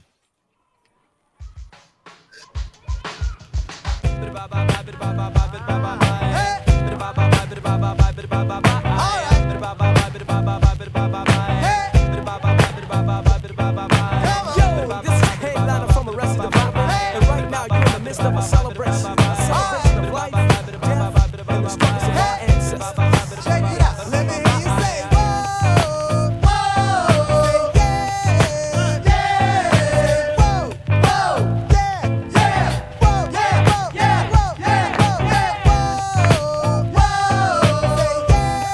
yeah, whoa, yeah, whoa, whoa, yeah, yeah, whoa, yeah, whoa, yeah, whoa, yeah, whoa, yeah. Every day.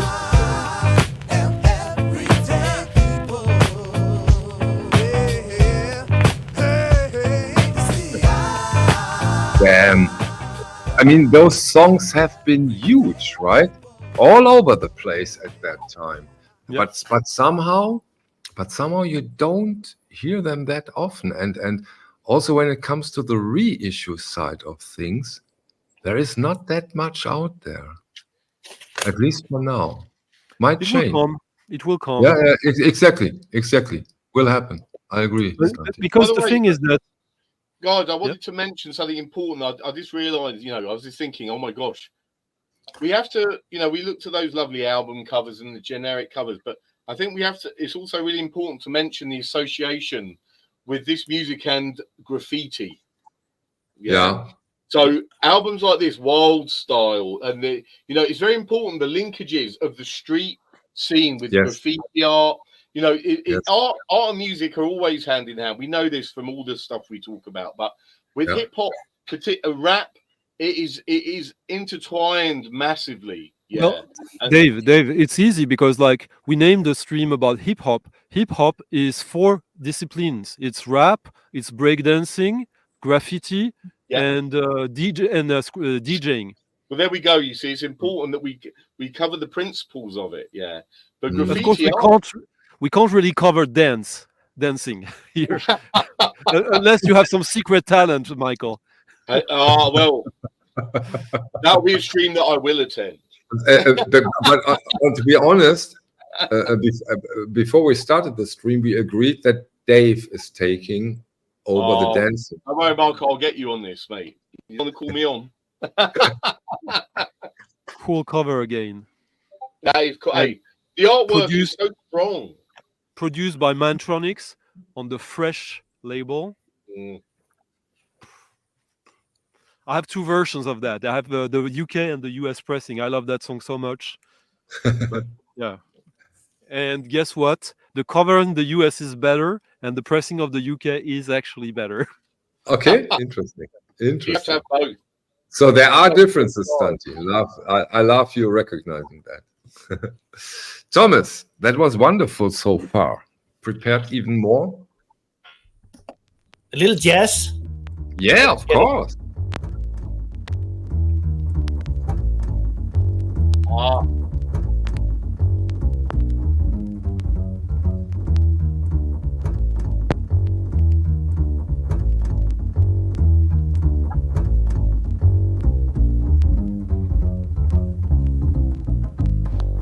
Stunty, here you have it. Read this comment.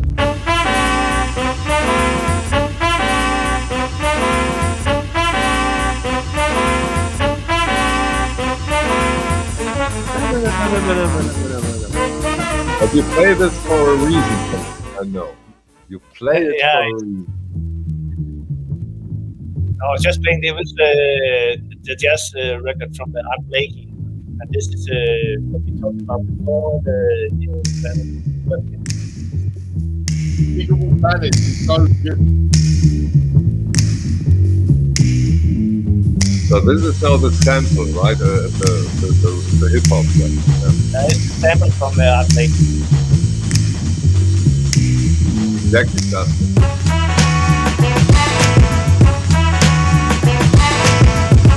That you just get an idea how they do it. It's unbelievable, and I think all those Blue Note samples helped the label to survive and be this icon today. It helped really a lot.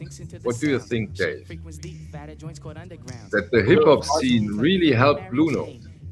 Oh, of course it did, because they were, you know, all the guys, they were listening to this jazz.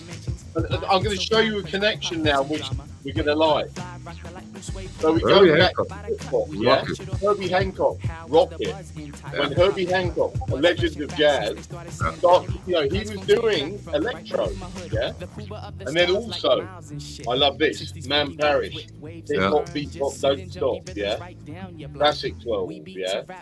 And by the way, I can imagine that this Herbie Hancock Rocket is one of his most sold records. I'm quite sure that this was. But look, it's got the B-side. You know, it's got. I Thought It Was You. I mean, this is when he went totally electronic. Yeah. Yeah.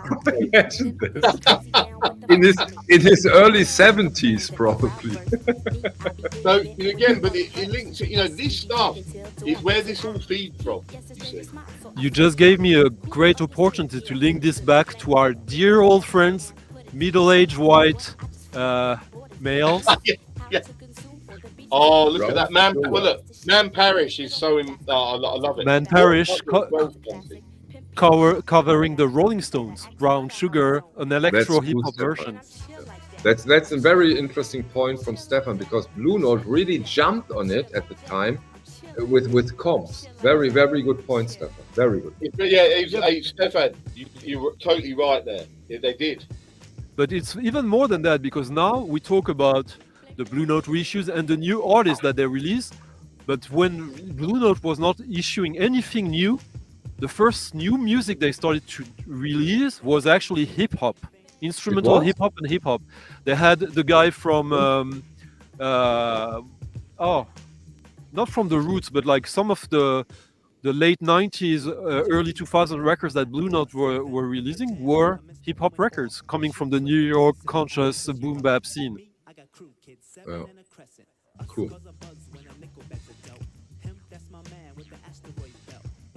Cool.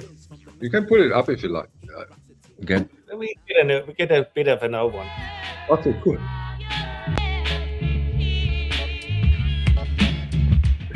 Check the script, me and my boys getting repped. Guns in the grip, 40 dogs to my left. Had a box, boom boom, the bass will blast. Oh, we get into so much trouble if we play too long, but hey, come on, so what? Let's get into trouble. Can you show the jacket, please? There's no jacket. Ah, okay, sorry. Oh.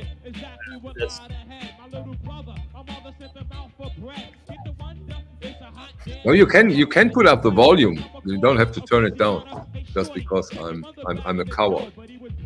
Looked him in the eye and said no. Money splattered him. Foul, did he snatch the bag? Did his pockets? Did he set it up When it the comes to ass? hip hop and me, Screaming. I always like this angry approach. And again, this record has this certain non-native speaker. Don't forget that, Dave. Angry approach. I like that. I totally dig that. That's why I also like one of my personal favorite when it comes to hip hop is LL Cool J. I'm Bad. I was so impressed. And of course, Mike Tyson, when he went into the arena, of course he chose LL Cool J's I'm Bad. And that for me was a dream combination. It was a dream combination. Imagine you have a heavyweight championship fight against Mike Tyson, and he comes with this song, and you stand there and has to fight. Ready before the first punch is thrown. Exactly. But it's a bit funny that you like his anger like that, because you know what his name means, right? LL Cool G. Michael. Yeah, tell me. I don't know where you point at. Ladies loves Cool Jr. Cool J. Ladies love Cool J. Yeah. That applies to Michael as well, right? Stanley? Yeah. It does. No, what? It's like there's someone we didn't mention that I guess a lot of people want to forget now because of what he's been doing to kids, but it's KRS-One. Knowledge rules supreme over nearly everyone. Now, of course, he's as important as Grandmaster Flash. He is. Now, of course, he's cancelled because of what we learned about him. Activities. Yeah. But all these, but it's still, the music is still what it is. And it's still a great example of all these, occult or obscure, secret codes behind the names, all the decorum in hip hop. That is always fun to when you get the underlying message, the secret message, basically. Yeah. By the way, I want to mention. I noticed again. I am the DJ. Mentions Derek B, which was a UK artist and a bit of UK hip hop. I've got an example with. I remember I used to play this out. Great EP. Caveman, the Victory EP. Caveman were right. See, I knew I'd get stunty here. Now, this is UK. They were the very first. They were from Aylesbury and High Wycombe. They were the first UK hip hop to get signed to a major label. Profile. This is a great EP. Yeah. Dave, please.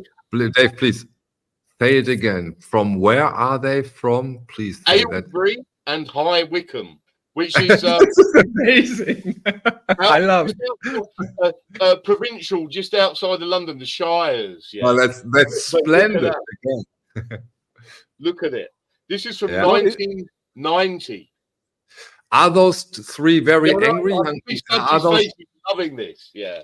Are those three very, very angry young gentlemen from Great Britain, or are they nice guys? Yeah, very angry. Okay. Yeah, look.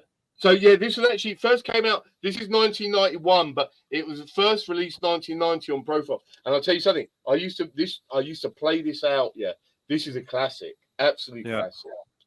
There's actually a connection to early Warp stuff again. The bleep scene. Now the name escapes me, but one of the very first UK albums of acid house electro. Help me, Dave. It's a double LP.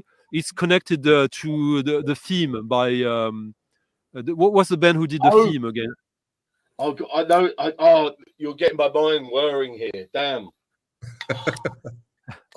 Oh, damn. Let's enjoy this. Let's enjoy this. This doesn't happen too often. Yeah, we're brain farting. Come on, Stunty, elaborate a bit more because I know the theme. Yeah. The theme that is like one of the most beautiful, I'm talking about beautiful music besides whatever the genre is. Yeah, the theme by I'm blanking. I'm sorry, I have the record somewhere. Well, I know exactly what I hate this when you know exactly. I know exactly what you're talking about because Warp. You're right. Warp they were kind of onto this. Yeah. I mean, if we look at Nightmares on Wax, and the use of sampling, and there were elements of the hip hop coming in. So but talking about UK electronic music, big labels or influential labels, while Thomas is looking, I had just queued one little thing from the UK that I know Michael will want to own if he doesn't have. I'm pretty sure there's a good chance that Thomas has a few copies of that as well. So just I wanted to try this one out.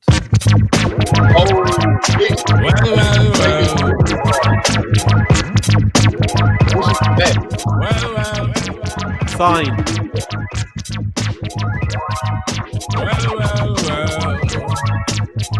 Which is a big step forward. Taskmaster burst the bionic zit splitter.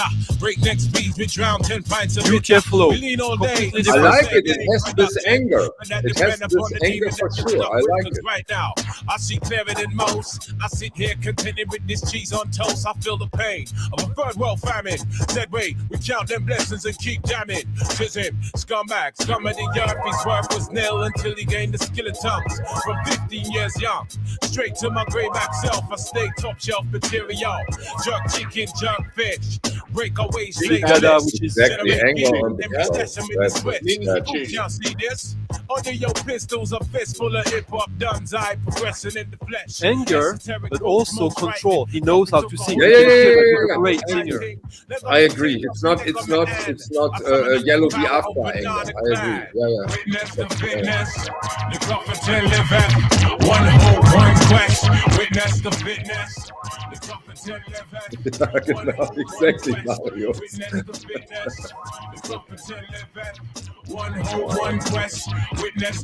And that's one of the cool things about the UK when they were doing stuff like that, because their UK, the singles had like some way more interesting remixers and versions than the regular EP from the US, which would have the radio, the edit, the instrumental, and the censored version. And you are probably always into the censored version, right, Stunty? You like this the most. I want a dub version. That's what I always want.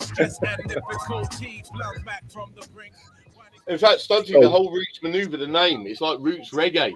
There are connections with that area of music, you see. Very much so, that was a UK thing as well, because, with the big reggae roots scene, ska over here. There was that element with that late, and you can see the connections with some of the graphics as well. But this tune, I remember every week I played this tune, and it went down the storm. I think this came out like in '99 or something like that. Yeah. 2001. Imagine if this had came out '96, he would be one of the biggest names in the world. What's the difference between what's the difference in your opinion between 1991 and 1996, Stunty? Because like Blue Flowers by Dr. Octagon is like 95, and that's when, if you do a song like that on that level, which is this one, then you're set for life. Like you have had a crossover title that is undeniable. And this is still underground, even if it was huge in a way. But it was... You're right, it's still underground now, It's still of a scene, it's still of a sort of club scene, But people know that tune. When I hear it, it gives me goosebumps, that tune. Thomas, have you prepared something for us too? Yeah, I think I prepared a few bands that I think we forgot, and one of them was huge in my area and my life.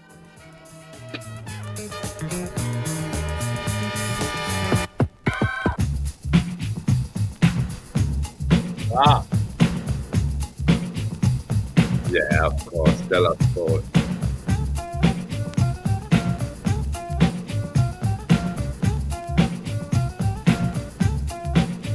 Now let's get right on down to also the Torres VIG. And we have one on the OBC. This is one of my favorite hip-hop albums. This is a wonderful record. And Stunty, when you see this record, because this is one of the big guns, right? Especially this record. Is that something you would say also you like too, or is that just too commercial for you or too successful? What is your take on this? It's not about like I have some really I love a lot of the stuff on Puff Daddy's label on Bad Boy Entertainment. Like for example, the single Nor. I think it's a timeless great single, and it was like a massive hit. I'm not big into Wu-Tang Clan. Like for me, there are too many. Like it's like going back to the early days of hip hop, like '79, where there was just a gang of guys passing the mic to each other. But it's a little bit too sophisticated in a way for me, Wu-Tang Clan, and this, like the thing is, I got tired of the boom bap stuff very early on because of the drums.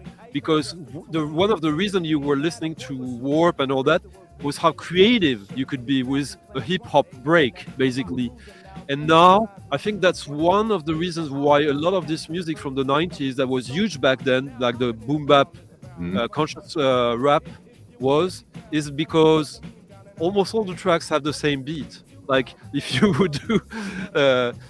I really like the Arrested Development track that Thomas was playing because the beat was way more stripped down. You didn't have like the hi-hat, which made it more timeless to me. With this, like you cannot basically say which year this was made from. Okay, interesting. Okay, go on, Thomas, with records we should have covered more. Ice Cube. Yeah. Of course. A classic.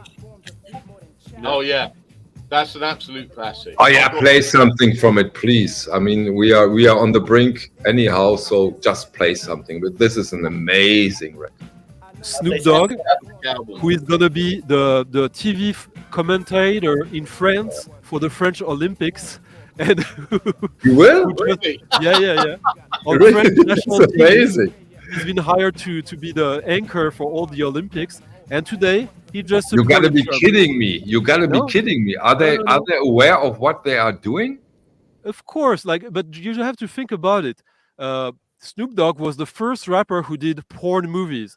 Snoop Dogg was the first rapper who did like his own brand of weed. Like he's the guy who marketed the shit out of everything he could. Like, give me some money, I'll put my name on that. Like, and he still managed to stay cool in a way. Yeah, which is not really. Yeah, but also as a little bit of an idiot. Oh, totally. But also managing to stay on top of it. Like he's his own brand. He's not hip hop. He doesn't need hip hop. He's Snoop Doggy Dogg. Yeah. What was his name again, Thomas? Lion something? Ja Lion, his new name for a few years. Oh yeah. I'll check it out. I have the albums.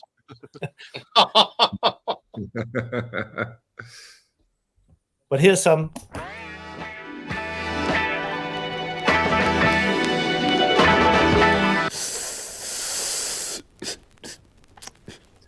Time to get busy at this motherfucker. Like we always do about this time. Yeah. This is another story about dogs.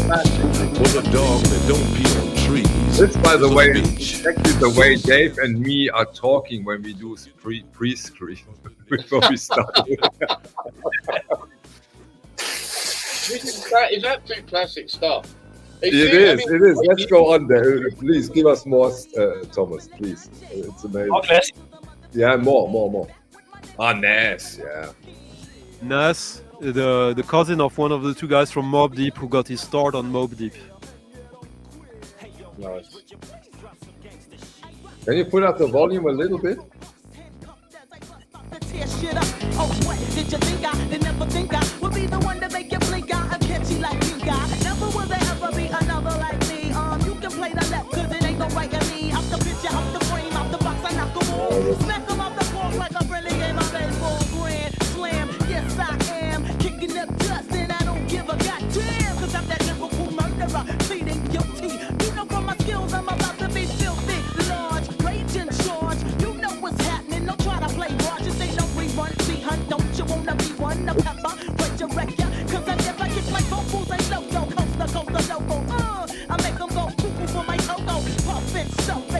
How young is he there? That's a good question. Thomas, what year are we talking? Oh, this is like 93? 92, 93, 91, 92, 93. 93. Wonderful. I think the Chronic was 93 as well. Oh, yeah, no, yeah. Same year. That was the year of that. I mean, when they took over the world, basically. Yeah. But But very well put, when they took over the world. In a way they did at a certain time, right? And in a way they did at a certain time. It was unbelievable. Yeah. And then you got to remember, Dre brought us Eminem after that. Yeah. And then he brought us Beats headphones. And now he's a billionaire living on a yacht. I wish we had managed to avoid naming Eminem yet, because I have something to say about it, but I prefer my... Okay, yeah. Cool. But, Eminem, Slim Shady, Dave. Dre Come brought, on. Look, Dre brought us Eminem. You know, that again, it was this, you know, the best artists in the world, yet they're good at reinventing, reformulating, repurposing, but in a new, so it feels totally fresh. And Eminem the market was ready for Eminem. Yeah, I think that you know, and it worked. Right? Look what happened. And come on, if you the Slim Shady, if you listen to that song today, it hasn't aged badly. It hasn't aged very, very well when it comes to my taste. You know, the thing is, they were looking. You know, they've done the gangster rap thing. They done it, and it was done, and it needed this refresh. And the thing is, Eminem brought it to a global audience of people that maybe weren't even into it before, but suddenly Eminem they could engage with. Yeah. There's a very... Sorry. Go. There's a very specific aspect of Eminem that is core to hip-hop that we haven't talked about yet. But right before, I wanted to have like Richard James comment when he says Doggy is the sexiest album, and I beg to differ. Cool Keith. Yeah, look. Sex style. Look at this beautiful man, not ashamed of any of his deviancies. Look at this beautiful man. Did he really just say that, Dave? Yeah, of course. Yeah. Look at that. Look at that style. Yeah. It's amazing. I like it's like how the fact that he dared do that in the super macho area of early 90s hip hop. This is insane. He managed to subvert it and also enforce it. Like, yeah, I'm a pimp, but then he's also like a big nerd who's almost gay in a way, which is he's giving the biggest cognitive dissonance of hip hop, which is why he's the greatest, in my opinion. And this is someone asked a great entry record for hip hop. I think this one is, because it's just perfect. All the tracks are amazing. Can we now go, please, back to Eminem? Okay, so Eminem. This is such a sneaky, you know, you have to be so careful with Stunty. I'm happy that we didn't end at Nurse with Wound by now, but we started with Eminem. So let's stick to Eminem. So one of the side disciplines of rap is the battle. Eminem is the product of that. He's not like a guy who rapped in the neighbor, like, you know, on the street corner, or he did a band. No, there was, like in Detroit, the rap battles. Like, he made this amazing movie about those battles, right? Yeah, someone did the movie about him, but the thing don't you know the movie? Yeah, I know the one. Yeah, absolutely. But the thing is that he got famous before he released the album as basically the king of battles. Like, he was smoking everyone. And everyone knows Eminem. Like, we don't really need an introduction, I guess. What's interesting is that in the late 90s, early 2000s, for the very first time, he got beat by someone else in a battle when he was still like tested. Like, he was the king. He was already famous, but he was like still like going there sometimes. And there's one guy who killed him, and that started a whole new wave of hip hop in the US that people have forgotten a little bit now. But the first record of that movement is this compilation, Anticone. Anticone.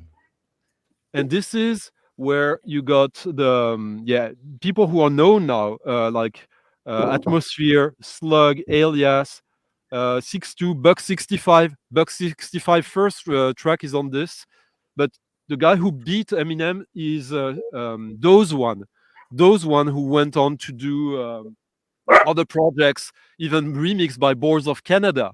And the flow of Those One is very similar to Eminem, but even more crazy. And it was interesting because he's not black either. He's like mixed race. And I remember in the early 2000s, this whole scene, Anticone, brought like the underground back to hip hop. I remember every week with the new arrivals at there are record stores that only have hip hop, and Anticone was basically suddenly, wow, something new, underground, alternative is going on, and is actually true to the hip hop roots. It's not trying to be something else. And they got like also street cred by like one of their heralds was like beating like the king of late 90s hip hop. Stunky, I love the title of that, hip hop music for the advanced listener. It sort of feels like it's like the movement to progressive rock from the earlier rock. It's more you have to get your mind involved in this in order to Right, but Dave, sorry, but it also implies a little bit, if you're not into it, you are not ready. So a bit and I don't like that approach, but I get your point. But I guess you get my point too, right? I do, yeah. Anyway, I love that. I think it's brilliant. Thomas, more music? Yeah, we talked about Eminem, and I think first time he worked with Dr. Dre, he went into the studio, and Dr. Dre was just playing a track, and he started rapping over that. He didn't rehearse anything before, and that became the hit. I'll just play a little bit from the original, sounding like this, then you know the track.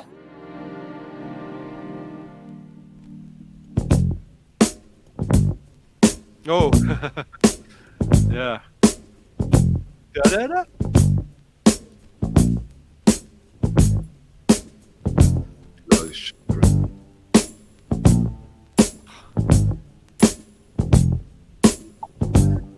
This is arguably one of the top 10 hip hop songs ever, in my opinion. Yeah.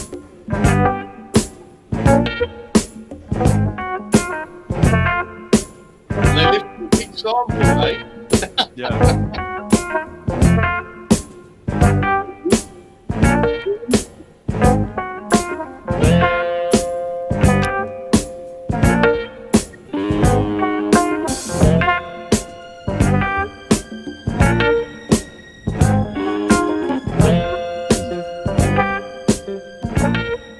8 Mile. Thank you, Sean.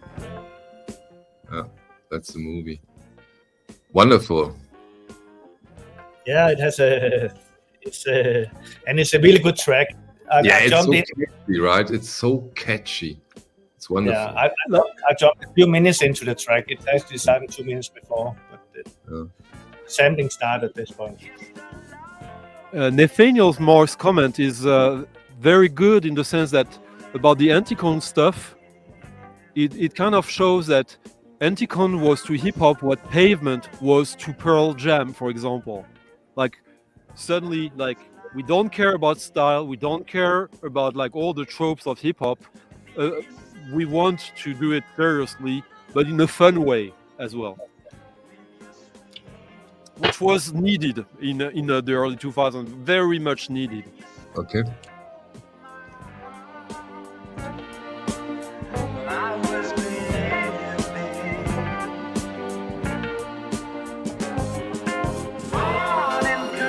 There's just enough happening in the drums there for this to be timeless.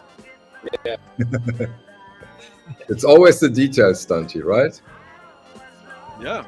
When did that originally come out, that album? I'm curious about when that was lifted from. Yeah.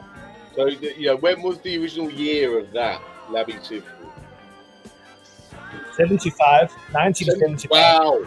75. Come on. Imagine this. I was 1 year old when that came out. You always play this age card with me nowadays. What happened to you? Michael, you were at school. Don't worry about it.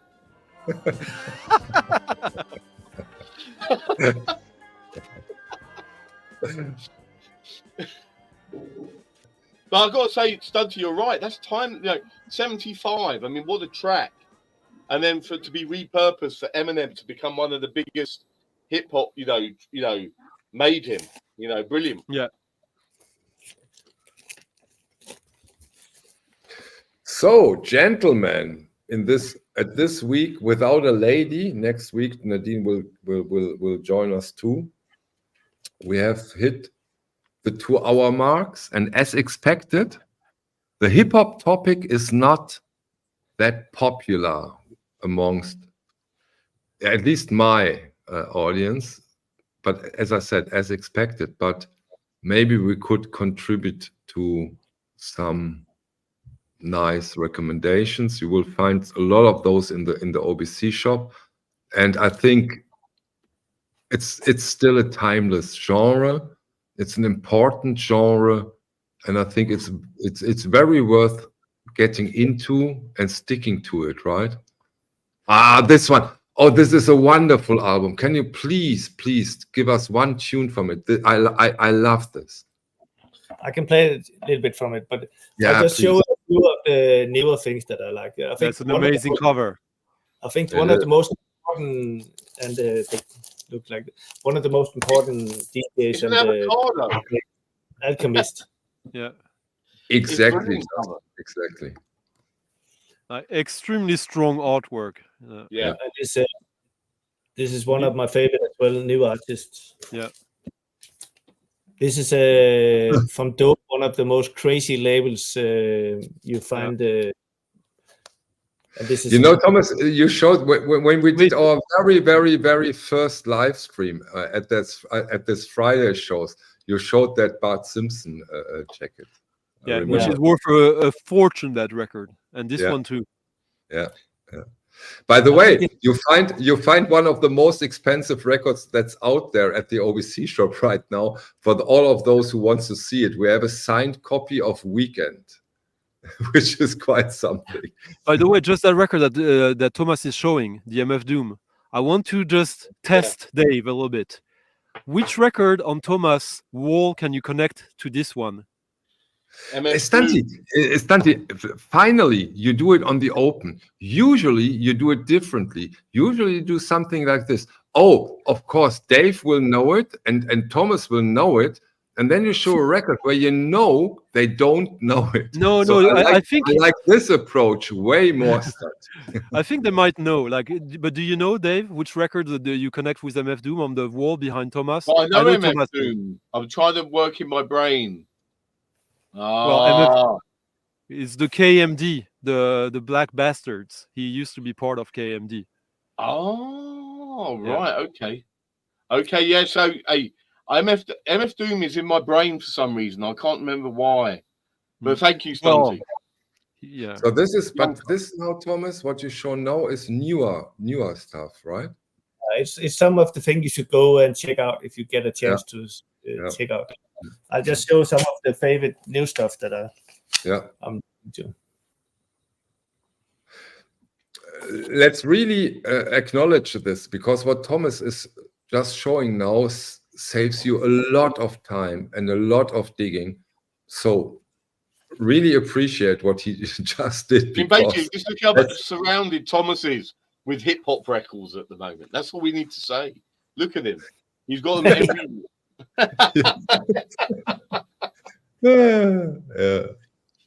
I love that.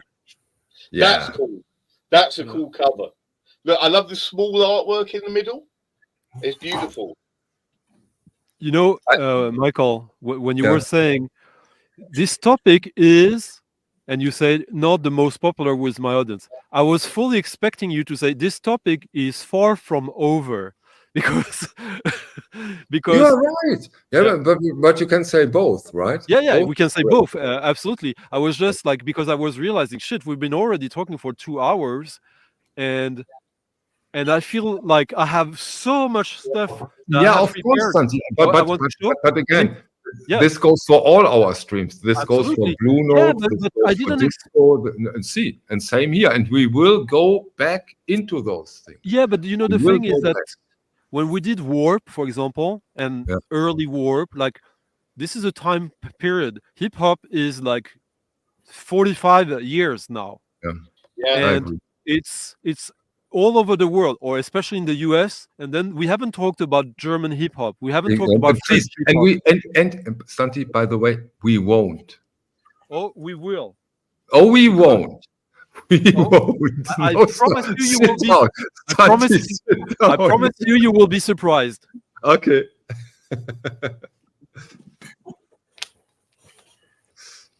Thomas has just got endless records. Yeah, it's Well, it's you- wonderful. It's wonderful, Dave, isn't it?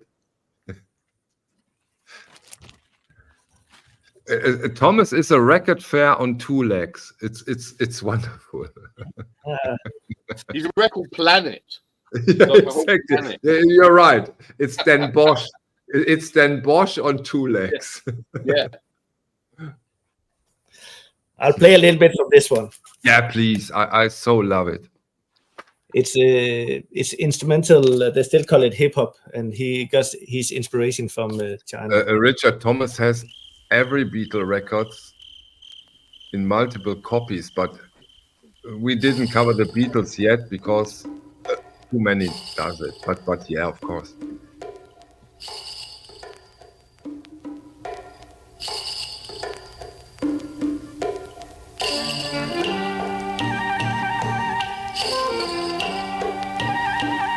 You know this record? I know.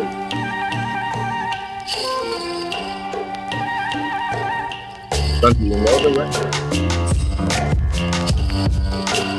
This one, yeah.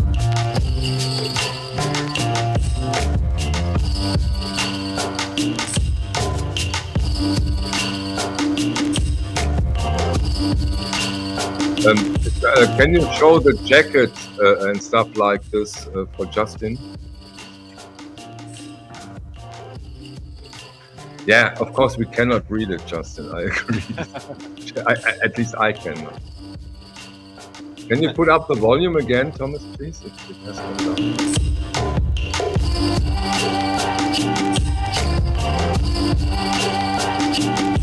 This is wonderful.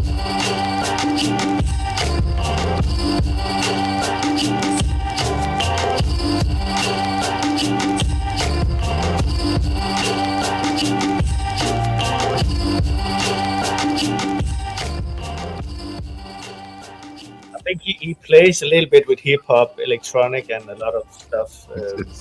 Yeah, they did a few represses of that, I think, because Yeah, maybe. it became a cult record almost instantly. Yeah, I think he made like eight albums, and I think 5 of them are pretty good. Yeah. Always nice artwork.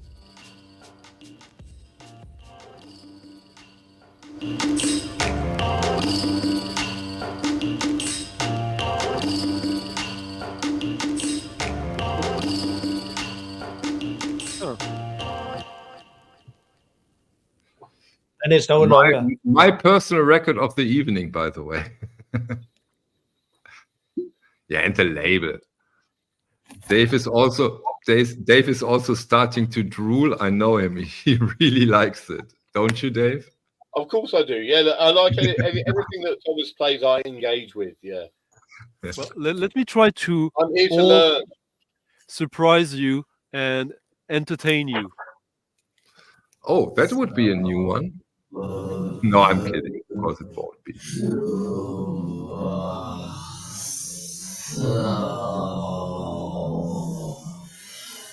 I agree.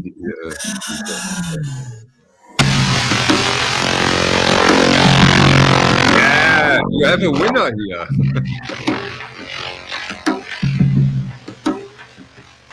The sound is just insane. That was insane.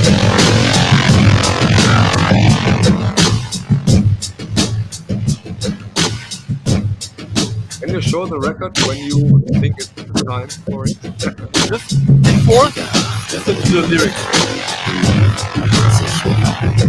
It's German. It's German. It's German. No,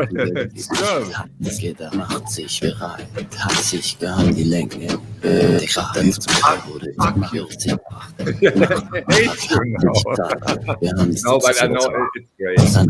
Yeah, but you don't know how great it is because yeah, but this is Thomas D at its best. Jungle Brothers remix. Nice. I like it. Apex Twin. Oh wow. German hip hop, yeah. the most famous and commercial German hip hop band remixed by Die Groups, Jungle Brothers, Guru, Kenido, Apex Twin, Wax Doctor. Die Krups too from Düsseldorf. Die Krups. Oh, that's wonderful. Yeah, that's wonderful. Okay, Thomas, once more because a lot of people are asking for it. Do you have a name of the record of this Japanese one? Will we see it at the OBC or do you only have this copy? I only have this copy, but I have another album from him that's just as good, and I have 2 copies of that. He's actually not a Japanese guy.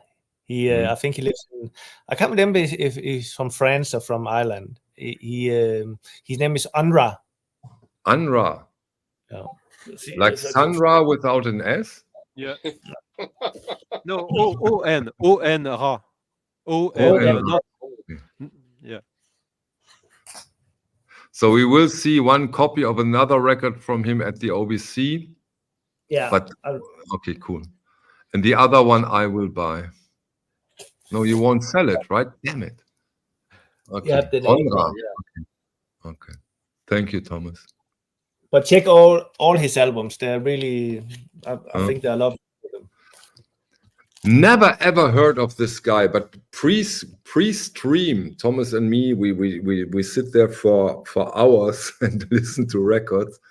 And he played that when he said, Thomas, this is unbelievable good. For me, just quickly, a band that like also connects with a lot of things we've talked about in our other streams. Like, probably the most important hip hop band for me, like that had the biggest impact and lasting effect, is Anti-Pop Consortium. This is from 1999, I believe. No, 2000, New York. A trio of like conscious rap, but that were really avant-garde, using drum machines, having like a great DJ doing really advanced production on them. But a few years later, they did that album with Matthew Sheep and William Parker and Ken Jamal, Daniel Carter. So this is basically like spiritual jazz meets really, really good advanced hip hop. Like, I know the artwork is pretty terrible in a way, but it's beautiful artwork, Stunty.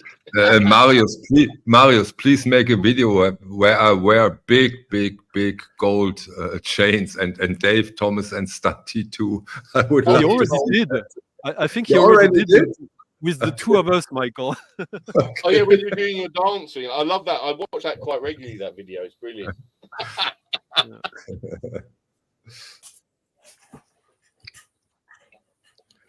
Oh, sorry, Stunty. I didn't. Okay, so that was impressive. Are we through, or do we have more? I can show you one of those artists that I'm very much looking into. Yeah. And yeah, but this guy is a little bit crazy. Sometimes, Dave, he puts out a record, and from the get-go, 2,000 euros. From the get-go. From the get-go, Dave. Yes. He only do 10 copies, and he sell them for 2,000. This one is in. It's a good business model, right? Business model. Dave, let's do a record, but only one copy, and take serious money for it. What? No, yeah, just one copy on OBC, like, and then we show it there, €10,000. But I think I've got to say, Thomas, the cover I just think is very beautiful as a box like that. But obviously, I mean, I've never seen it, so yeah, it's lovely. So there's only 10 of those, yeah, in existence. No, not this one. This one is, I think, the 4th or 5th reissue of this album. Oh.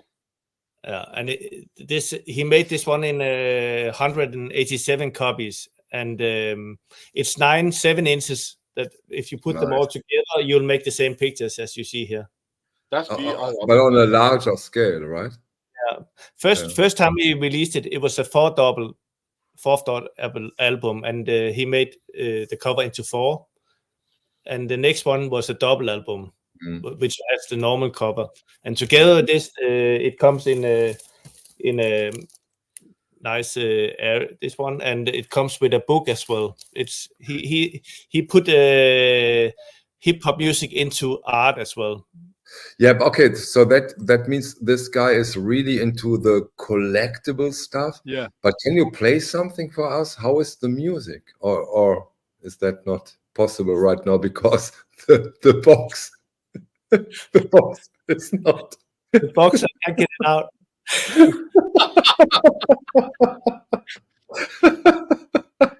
Who knows what's inside it? It's best just to leave it as it is. Just keep it like it is. Look at the title of it: HBO Haitian Body Odor. Body odor. He's afraid it's going to release the odor, right? That's crazy. That's the craziest thing I've ever seen. Brilliant. Yeah, it's I think original first issue, the first one in 4 is like 3,000-4,000 euros as well. It's a good investment to checking out. But when it comes out, he take 300 euro for a box like this. Nice. Where is he based? Where is the artist based?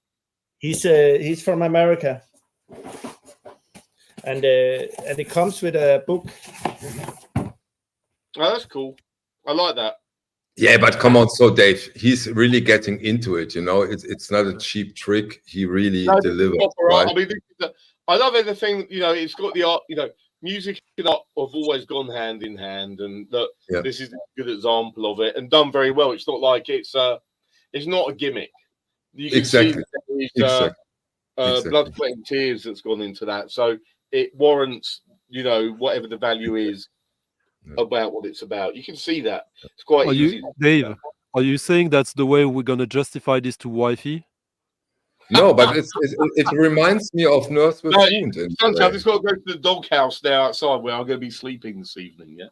About for Marius, for Michael's gold chains, he'd have to go really. He can go full way with this hip hop band, literally. Who actually is interesting because at one point he was considered to be the guy who was going to produce the second Gorillaz album, but it went to someone else. Gorillaz, Stunty again mentioning Gorillaz. The whole art thing with that, but also Gorillaz, even the element of hip hop involved in that music as well. I mean, because he had Del, that funky Homo sapien, as the rapper in it, who's responsible for one of the absolute best hip hop albums of the 90s as well, which is a cool connection with other stuff again that we love. Let me find it. This shows the reach of this music. Damon Albarn, Blur. Well, here is this Del record has one of the most insane double bass jazz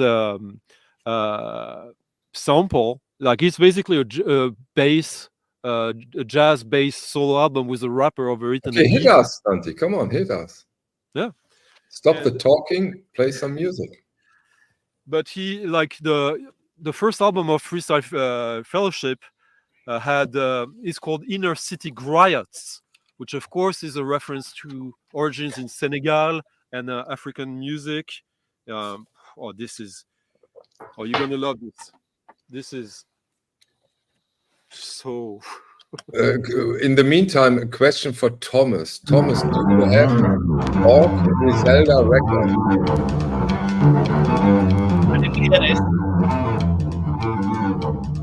People have memory loss. They don't remember I'm the boss. You're claustrophobic when I close it. In on your men and your faculty. Your whack a beat out my face. You must be basic if you think that you can tackle me triumphant. I'm pumping the volume. Increases your nieces, get sliced to pieces. Please listen to my album. Even if you're white like talcum. Give us a little more volume, son. Tune with my tune, and I presume it's the doom designated to anyone who stated a word against me. I serve an MC simply. Put like my foot up, yeah.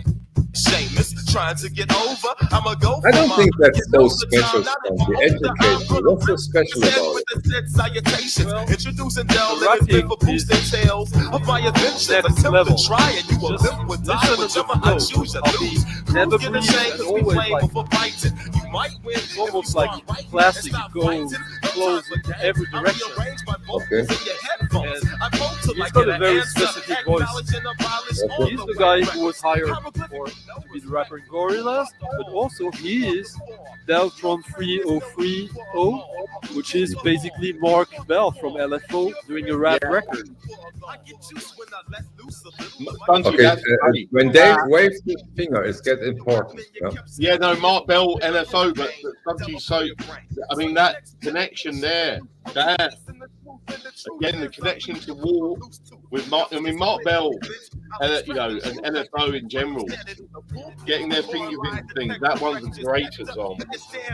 I can't swing branding, expanding on what I'm handing to the people, because we will, and you can't say a damn thing about it. If you doubt it, you're already out of line. So let me remind you behind about the switch, which I used to bruise your bottom. That little tried to cut it. Suppose the bass. He didn't think that I would see that, so be that and be off the D, because we rap. We sap the script and lap the lip around the whole course of time, and still got the time to unwind. You caught the horn, you caught the form. If your friend is no need for It's music I really feel for. I really went deep into that, and I don't often talk about it that often. Like if you watch my streams every Fridays, it's very rare that I play hip hop, and I got like right now I'm feeling frustrated. I'm choosing so little from the 10% I choose from the 10% of my hip hop but like I got something. I probably got like 800 hip hop records. See, I knew that you are heavy into hip hop. I'm not surprised, as you are the very first who made me aware of the fact that Autechre is also in a way hip hop. Absolutely. Like if you think the tempo of 95% of all Autechre tracks is 90 BPM, which is the BPM of hip hop. Yeah, okay, but hey, come on. Not everything that has 90 BPMs is automatically hip hop, or am I wrong? It is. Yeah, no, you are wrong, because like if you think reggae, it's 75. Punk, it's 180. At least. Yeah. No, but like there's literally no other style of music apart from maybe soul funk or soul music that is 90 BPM. Okay. Soul can be all kinds of BPM actually, but like literally, if you look up the history of hip hop throughout the years, like the underground story, the fanzine and all that, they always reference 90 BPM. 90 is like a. So Stanti, you are telling me that the NTF files are 90 BPM? Most of the track are, but at the time they are totally free from that, so it's not always that. Okay. But like if you take like a classical, like early mid 90s Autechre track, 9 out of 10 will be a hip hop beat. Okay. Which is completely deconstructed, and they also like that Fantastische Vier remix by FX Twin, which is historically the first time anyone chops the vocals that way in any hip hop songs. Then Autechre through Guesscom, they do the same thing, but without words, just with the sounds of the voice and build rhythm. So I think you're getting some objections here, but I might interpret that wrong, because I'm the DJ says 90 BPM is Schmusemucke, that's German. It means it's like soft, slow rock. Schmusemucke. From Germany. Schmusemucke, exactly. Brilliant word. No, but Balearic rock is more like, I'm sure they would agree. Like the Balearic rock and stuff like that is more like 105 BPM. It's like, I mean, it's all related to BPM dictates a style, and people experiment. I like the Stunty mentioned Gescom, very important, being an all-techer side project, so to speak. That they were experimenting and trying to, it's all about they were taking things to the very edge and playing around with these arenas, and that's why all-techer is so important with this. Yeah, he's totally right. Okay, so you agree? I do. Okay. If you want, I can play one song from Gescom. No. I wanna hear. But he's on the ladder again. Okay, that may take. No. We're here. Look, here we go. Thomas, do you agree when Stunty says that hip hop is in general 19 BPM and everything 90. That is 90, 90 BPM and everything that's in that area is automatically hip hop? No, I think I agree. Like 95% is between 87 and 95. In that area, you have the most of the hip hop. It's not the 90. I think a lot of it. You can see here on my albums, I have the beats. This one is 94 beats per minute. Thomas, I always wonder what. Stunty, that's the way how you do it. Have it on the record. And no, I knew it. I know what happens now. Do it, Stunty. Come on, do it. See, I love it. I knew that it's going to happen. I so love it. It's the BPM wars. Like this one is House in Pain. Yeah. It's 111, so it's not all. Okay, do us a favor. Give us this 110 BPM example. If we hear a significant difference, us not DJing people. Us people who has a real job and work. No, but you'll if you think about it that way, when you listen to the track Thomas is playing, like this will be much closer to house music than you'd expect. This is something you will be able to play in a club. Okay, that's interesting for me now. Yeah.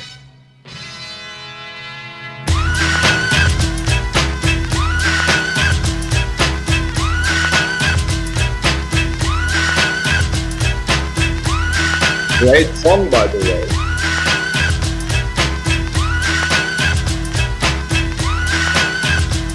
Pack it up, pack it in, let me begin. I came to win, battle me, that's a sin. I won't ever give it up. Much more energy. Yeah. And less anger, by the way. Less anger. So you need that 90. You need that 90 BPMs for the anger.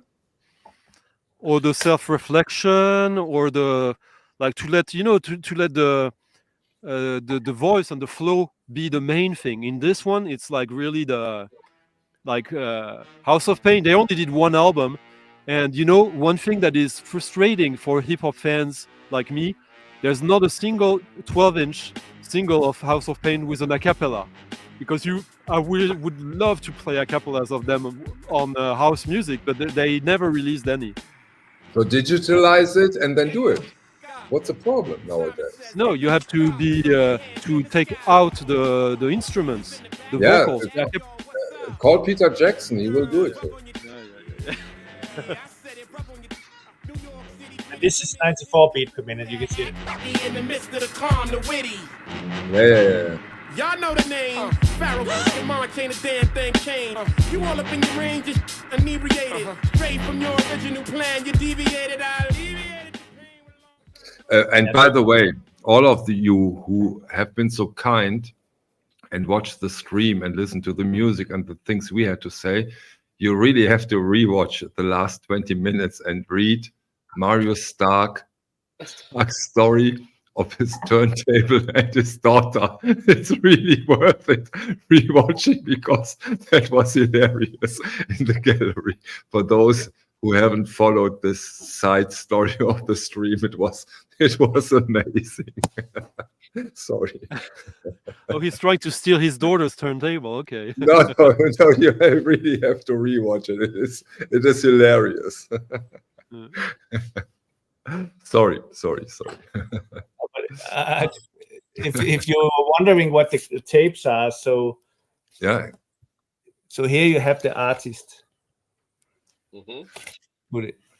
The artist, the year, the label, the release number. I so love it. This is so structured. Then you have the track saying A1 is side A, and it has a 4-star, like it's huge hits and 94 beats per minute. Nice. Thomas, do you have a special Thomas printing machine to do this? No, it's just a ordinary label printer, brother label printer. I want one. I love it. I knew for a person like you now go through 300,000 records and start doing it. Right? I want specifically a printing machine from Thomas with the black and the gold, because it just looks amazing. And I'll do it exactly the same way, because it's perfect, isn't it? Line, you see, it's perfect, right? It'll take me a little while, but I'll sort it out. No problem, Dave. You are still very young. Look. Hold on. Look. I love that. Look, that's so cool. That's good actually. Yeah, Spoonie G. I like that old style. I've got look, ultramagnetic MCs. The covers, yeah, they're so cool. Yeah. Wait a second, please. You have shown that already, Dave. No, I haven't. You have. No, that looks like that. It looks a little bit like the Public Enemy. Sorry, my bad. No, yeah, but the guy with the white hat there, that's Cool Keith. You can see the sex style guy. Yeah. Do you agree with me when I say that I would love to see Stunty in that black and golden sweater? This one? Yeah. That's so Stunty style. And look at the gold chain. Yeah. We need to see that. Maybe Marius can help us again. You get Marius involved, yeah? But I just wanted to point out when Thomas was showing that Pharaoh Monch record, Antipop's first official album featuring Pharaoh Monch and AC alone. But just thinking, I never thought about it. Imagine you're a young kid and this is you're into hip hop. You're like 15 and you're looking at records and this is one you buy. And the liner notes behind: if Sun Ra, Ornette Coleman, Marion Brown were MCs hosting the Wizard of Oz. Just imagine how much it opens your world already. Yeah, but what? That was a cover buy then, a jacket buy. You saw the jacket, had no idea what. I knew the music before, like I loved it, but I'm just thinking, and I was already like older, but I'm just thinking, if you're like a kid, which is legitimate to be only in one type of music, and you go to the hip hop shop and you buy this or you see this and you read this like you don't know these names, like and the music is actually, there's a lot of connection with that, as I showed after that they were playing with basically the jazz musicians of the 90s 2000s that were doing the music of Ornette Coleman, Marion Brown and Sun Ra of 20-30 years later. I'm just trying to think about how cool it is to get, like, I buy the Nurse with Wound first record with the Nurse with Wound list, like, when artists, they give you clues of a world beyond. And yeah, hip hop could do that as well, not just the credits. Yeah, but in a way, Stunty, what I've learned so far, every genre can. Yeah. Take me for as an example. Soul music and me wasn't that green. But after last week's stream with Thomas, Dave, you, Nadine, Peter, there has been so many records where I would say, hey, this is really, really, really cool stuff. But it takes so much effort usually to get into it. And that's why I so love this. Yeah, it takes a lot of effort to find out the good ones. a lot. But in every genre, there is interesting stuff. Michael, I'm this is sure. why we have this top drawer curation going on. Yeah, this allows us. This is curation at the top, of people. So we've covered so many records. You see, so many artists, and it shows how broad. Just doing this in the VC, showing how broad this subject matter is. It's like we've only just scratched the surface of it. And I agree. Still, it goes way, way deeper, and we will go way, way deeper over time. Yeah. Are you patting your own back, Dave? Yeah, and so you look. Yeah, why not? Why not, Stunty? I mean, hey, why not? We have been we have seen so much boring bullshit over the years. I'm really happy that I have Dave now and Thomas. But also, but Michael, I'd say, and Stunty, it makes me realise how much I don't know. That's the point, exactly. Yeah, and even and even in your case, Dave, there is more you don't know than you know. Always. Cool. I'm humble with that always, because I don't, that for me, this is always an education as well. So as much as I'll talk and show some things, I'm like seeing things that I've never even seen before, and it's lovely. And particularly with Thomas as well, it's great. Yeah. So Thomas opens up the world. He does. Thomas, one last song for the evening, if you like. Look at that cover. Wow. Is that a pink vinyl? Yeah. Look at the haircut, Dave. Fan of pink vinyl. Dave, for months we are looking for a new haircut for you. Maybe we found one. I've not got so much left now, Michael. I'm afraid I have to shave it. But hey, you got a little bit going on top still, yeah. It's just or you can at least, Michael, I've seen new colour for you. Yeah. Blonde. I think you need to go blonde. Yeah. Doesn't that look like a little bit like Rob Walker, Michael? No, don't mention him on my channel, please, because I don't want to bore people to death. He looks a little bit scarily like Jimmy Savile. Yeah. But maybe no, I'm not gonna say that. I take the glasses and Stunty the wig. Wonderful. Splendid. Okay, people, we are almost at. Wait a second. We are almost at 3 hours. Are you insane? We're doing hip hop for 3 hours. We will bore people to death. Well, we'll see. Like this one is for the long run, I guess. Maybe. Who cares anyhow? Yeah, Thomas, hit us with some more music, and then we do the final round. Okay, this is my guilty pleasure. Okay, guilty pleasure is always cool. I love this album, and it's not like a heavy hip hop, but I would say it's in the hip hop category. Okay. Who doesn't love a guilty pleasure? And it's got common beats.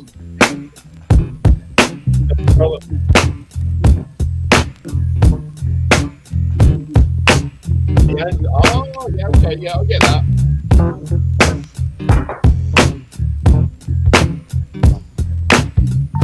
Strolling in the park, watching winter turn to spring.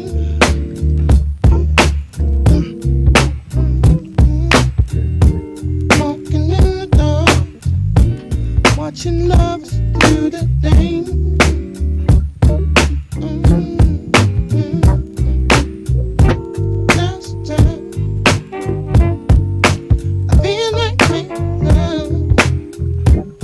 That's also very soul music, Thomas. Correct me if I'm wrong. Neo soul almost. That's when it gets sexy and soul-y and beautiful. Yeah. So people are asking for next week. We haven't decided yet, but amongst a lot of possibilities, it might be something in the direction we have to talk to Dave, to Stunty, to Nadine, to Peter. Maybe something that is connected to library records, because this topic has the potential to be even more unpopular than hip hop, but is extremely interesting and has fantastic records.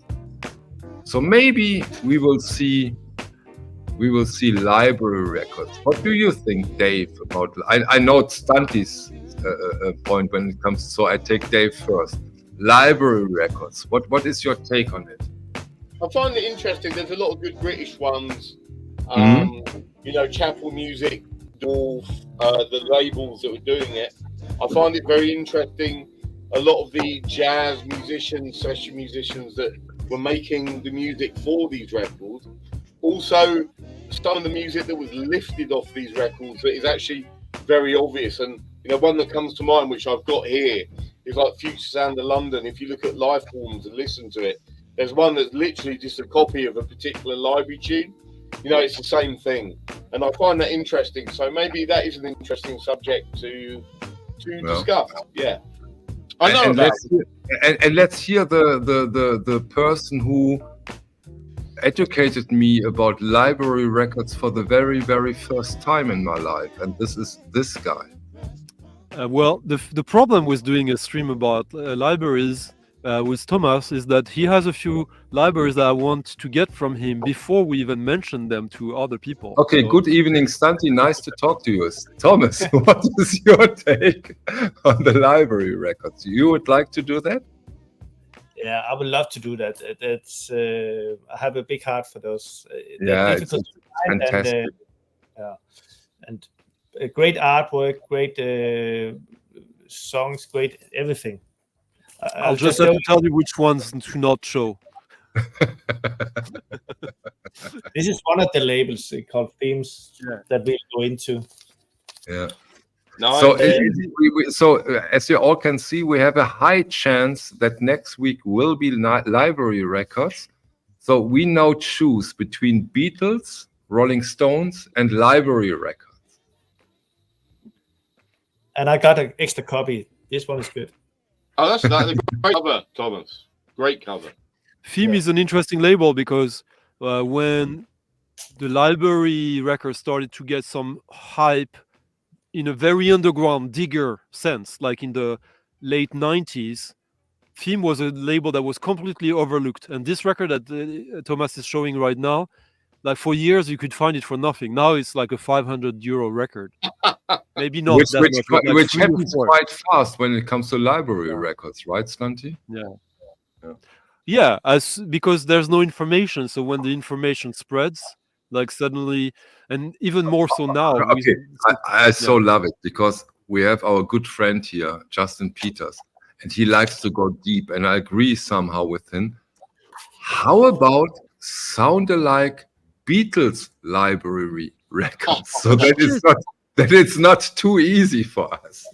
I'm actually getting a Beatles library record soon. That I completely but I don't think I will have it by next week. But okay, never mind.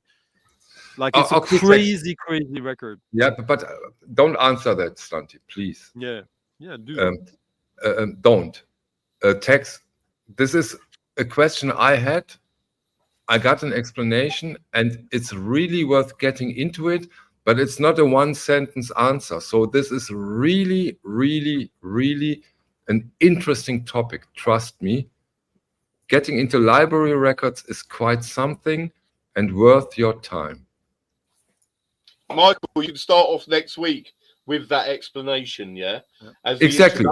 Yeah? This is just the introduction. We get into those for those who don't know.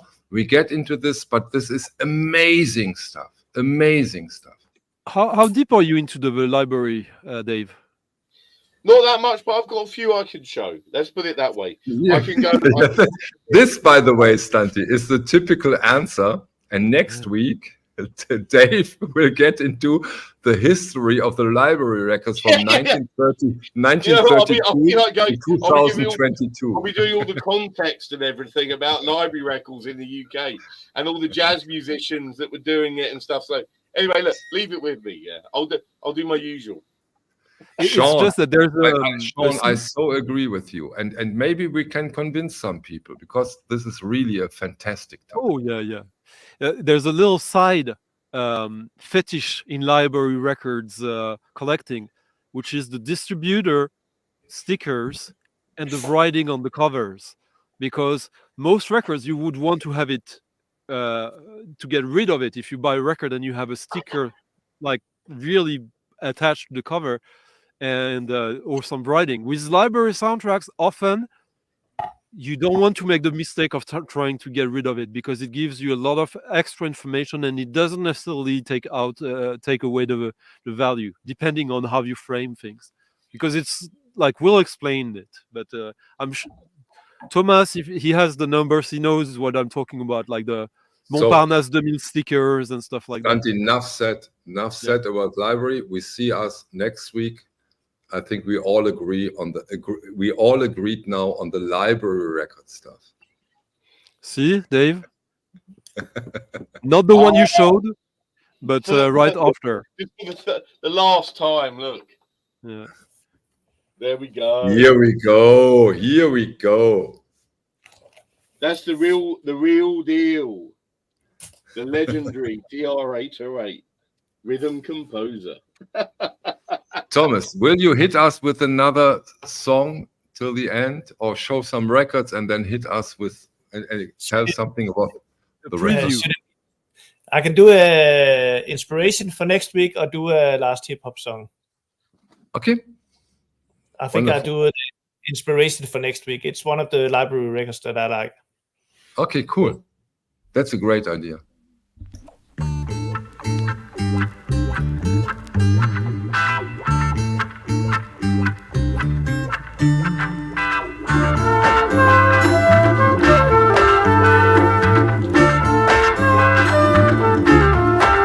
So let me thank you all for standing through the hip hop thing and hardcore listener to these streams. You are the guys. We are doing this for, and we all thank you for sharing your immense knowledge. And I hope to see you next week when we do probably library record. Thank you so much.